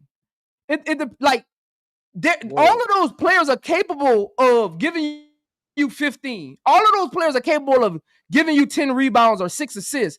Once those players get to those programs, it really boils down to the coaching and how they make those pieces fit. I'm gonna make my point, Cess. Look at that Kentucky team that Colin Perry put together with Devin Booker, Karl Anthony Towns, Teague, the Twins. That team could not beat that Wisconsin team in the finals. Did all of that winning during the regular season. You're right. Again, when you get to those blue bloods, it really takes everything to work together. Like people make a big deal out of the roster builds. That only works when you're playing like a Kansas State. They ain't about to get no top 10 players in the country every other year. That whole roster is better works against them. It don't work when you get to the blue bloods. So tell me why Mulkey hasn't been successful against South Carolina since she got there. It hasn't been because of roster, because I feel like some of those LSU teams could have beat some of them South Carolina teams. They were talented enough to beat them. But it's coaching. Dawn Staley gets her players ready to play big games and one don't. And that's fine. That's not fine. It's not fine for your coach not to get you ready for a big game, Prince. That's not fine, sir. That's one thing for her to say, I don't get you ready for the WNBA, but I'm not gonna get you ready for a big game in college. She got to get him ready for the big game in college. Mulkey's system relies on natural talent ran ragged. Oh God.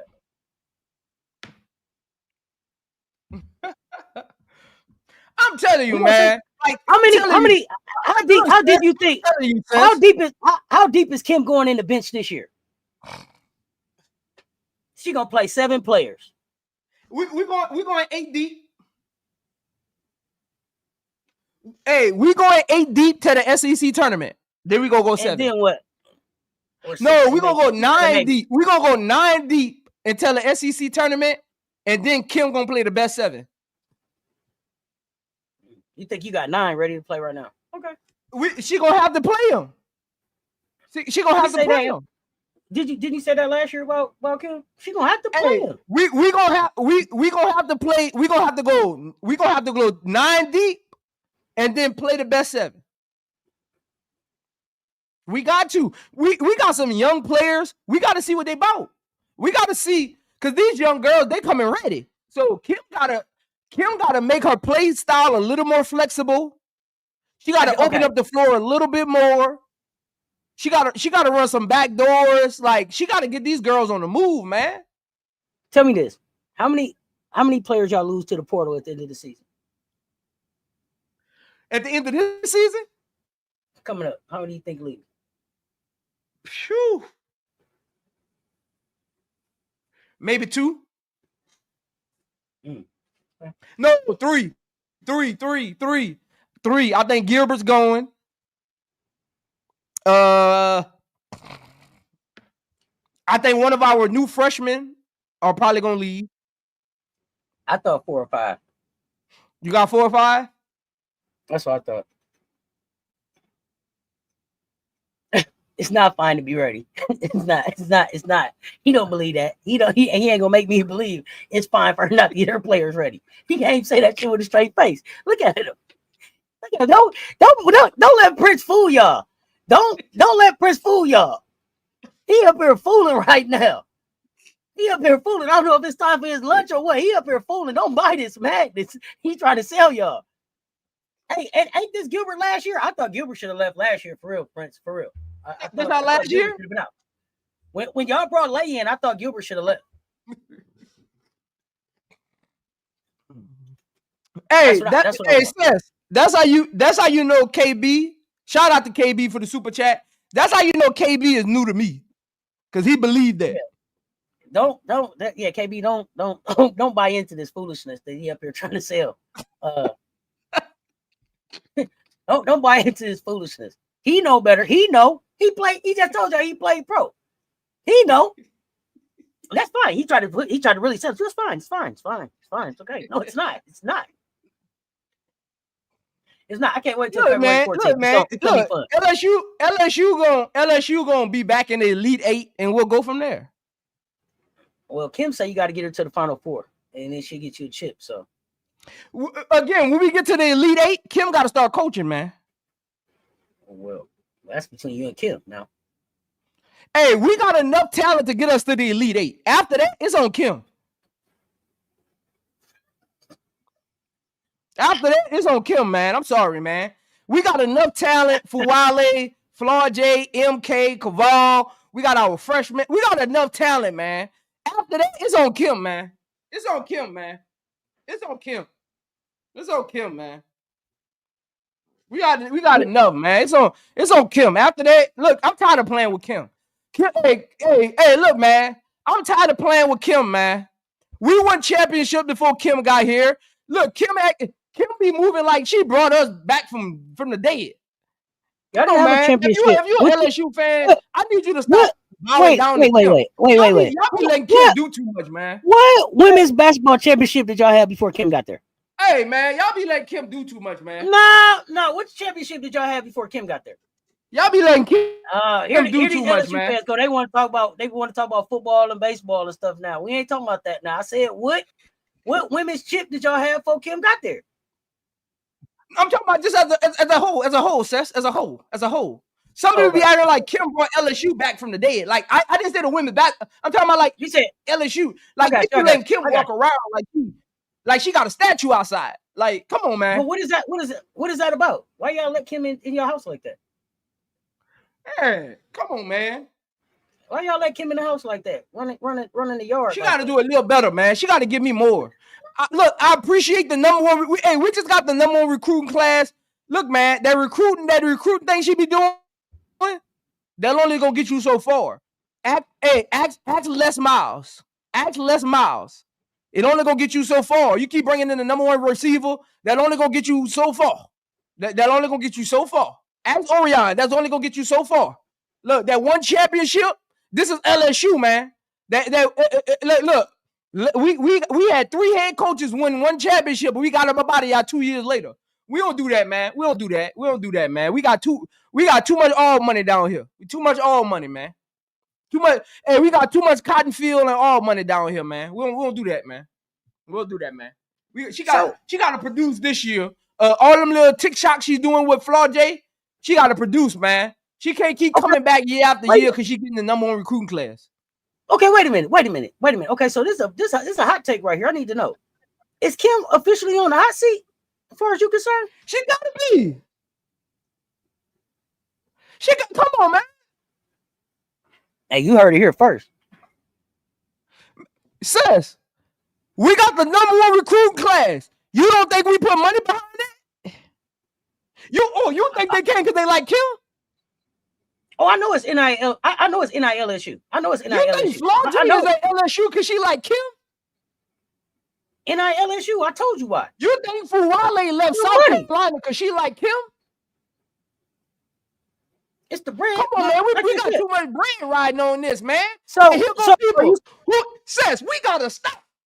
Stop this, Cess. I hate when people do this in sports. They don't want to get rid of somebody because they not smart enough to think about the next head coach. Let me tell you something. Nobody knew who Dawn Staley was going to be before she came Dawn Staley. Nobody knew Gino was going to be Gino. Nobody knew Kim was going to be Kim. Cess, ain't this the AD job to go find the next best coach? Why we keep doing it in national? So let me ask you this. Too much. We always say, who you going to replace him with?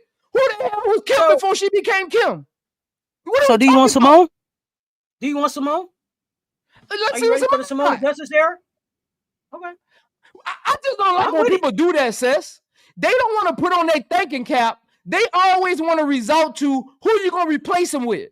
Who was Kim before she started winning championships? Who was Pat Summitt before she won her first championship? Who was Gino before he won his first championship? Nobody knew Dawn Staley was going to turn SC into what they were. Tell me I'm lying, Cess. No, you're not lying. You're not. Until people you do that. They do that semantics. Who you going to replace them with? I hate when people do that. They do that semantics. Man, put on your thinking hat, go find a coach. Come on, man.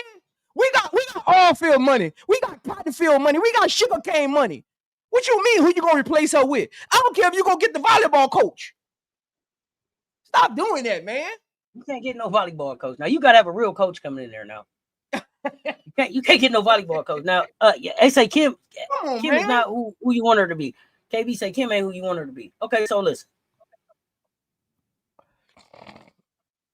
You need Kim to do better, but you believe Kim can get you to a natty this year?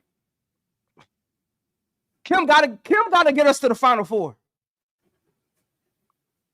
At least. And then let's see what the freshman class from this year looks like next year. But we got to get to the Final Four at least, Cess. Does Kim need to win the SEC tournament? The SEC tournament? Does she need to win that?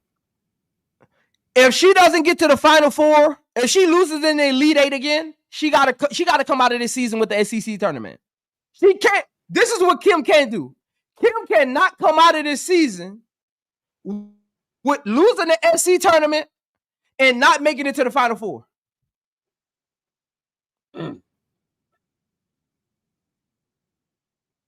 Just saying. We got to stop doing this, man. We making all these excuses, man. I just wanted to talk to an LSU fan. This is an LSU fan right here. Come on, man. Look, man. I get tired of walking out there reading with my head down. We got to do better, man. Okay. And Cess, time out, Cess. Time out. Okay, Flag on the play. What you got? Help me. Stop me when I'm wrong. I thought Blue Bloods go get the best coaches and pay them top dollar to beat the best teams, not have good records. This is correct. So is this the year that LSU beats SC? Does Kim? Do y'all beat us in the PMAC this year? We got to. Like, what do we pay for? No. We got to. Like, in your heart of hearts, when you think about that game on February 14th, do you see yourself walking out head down, or you really like, hey, this year we put it together? I looked at SC roster, they ain't ready for us. I'm just saying, Cess. Come on, man. Cess. You just mentioned football. You go hire. Alabama hires their head coach to win championships and beat LSU and Auburn. Nothing else, Cess. I don't care if you beat Appalachian State. We hired you to win championships and beat LSU and Auburn. That's why Khaki Pants was at Michigan to beat Ohio State. You better beat Ohio State, Khaki Pants. That's all it is. Ohio State and Michigan State. You got to check them boxes, baby. You got to check them boxes, Come big on, dude. man. Come on. What are you doing, Cess? What is Kim here for?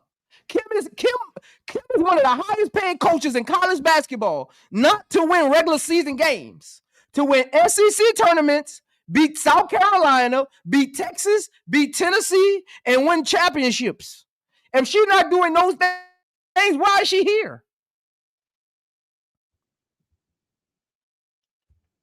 She get a lot of love Come on, down man. there. What are we doing, That's what man? I want to understand. That's what I want to know. That's what I want to know. I want to understand how she stays. What are we doing, man? What are we doing here, man? I want to know. I want to Semantics. know why aren't y'all more critical? Man. Why aren't y'all more critical of Kim? That's what I want to know. We're doing semantics at this point. We're doing semantics, man. Come on, man. Well, I'm glad. Here's the thing. I appreciate your honesty in saying, hey, if she don't get it done this year, she's on the hot seat. Whether you extended your deal or whatever, you got to prepare your team. Like you said, to beat top teams. This is what they're here for. You're here to beat South Carolina. You're here to beat the UCLAs, the UConns, the Southern Cals of the world. If we ain't doing that, what are we doing? Win the SEC tournament? That's why I was surprised when she was like, I'm not even here to win the SEC tournament. I don't care nothing about that. I want to host the first 2 games. So that was surprising. But this year we're gonna see. It's a lot we watching. We watching Joyce to see how she progressed. We watching Kim. We're gonna be talking with Prince. He a real LSU fan. He keep it real. So we're gonna keep it a buck. We gotta stop this, man. We gotta stop these semantics, man. Kim is in the upper echelon payroll for a reason, not to win 18 games a season. You definitely shouldn't be losing 4 and 5 games in the SEC. I'm just saying, you definitely shouldn't be losing. Come on, man. What we doing? What we doing here? See, women's basketball. Let me say this. I'm glad it's getting more eyes on women's basketball over the years, because now people are starting to realize how many coaches be staying just because. Man, what do we in football? If you want to beat these certain teams and you don't win this certain tournament, you ain't here no more. That booster, your $50 million left on your contract, that booster is about to buy that out. Ask Orion at LSU. Ask Les Miles at LSU. Ask Kirby Smart. Said they headed for a buyout. Ask Fisher. Ask Dabo, who going through it at Clemson. They trying to get him out. They trying to buy that contract out. Man, you at Clemson, you here to beat Louisville, win the ACC, beat Florida State, and win championships. Them 3 things need to happen. If they don't have, I don't care if you win 9 games. If you ain't in the playoffs, if you ain't one of them 12 teams, we got to get you up out of here. I don't care how many championships you won in the past. Come on, man. I'm with it. Let's see. I'm with it. Hey, y'all, this has been. I don't be playing them games. I don't get up here and do no semantics, Cess. I don't do semantics. No. We know you don't do no semantics. We don't even usually get Prince up here this long. Look, he's starting to really tell the truth up here. He already gonna get a text message up here fooling with us earlier. So we gonna let him get out of here. What you got up for the rest of the day? Rest of the day, I probably chill rest of the day. I might do a What Are We Doing episode if I find time. But football on tonight, I might chill, drink some whiskey, and watch football.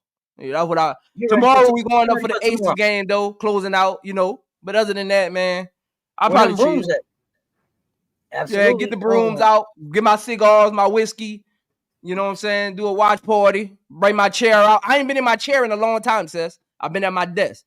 Tomorrow I might bring the chair out, might bring the chair out, Bring the chair out. Bring the chair out. You deserve to get in the chair. You deserve to get in the chair for sure. You deserve to get in the chair, man. This was a great conversation. It started with JuJu. We're gonna bring it back around to JuJu again. This is gonna be one of the greatest talents for us to be able to watch going forward. Wishing her a speedy and healthy recovery, whether that's dribbling another basketball for USC Trojans or stepping into the WNBA. It's only the beginning for this lady, man. It's up from here. Excited to see where she goes. So we appreciate y'all pulling up and rocking with us. If you did not hit the like and the share on the way in, hit the like and the share on the way out. Make sure y'all are following iAmZoMedia and Cess Talk Sports on all platforms. So I appreciate you. Until next time, y'all know what it is. Stay tuned. Talk soon. We on the arc. Hey.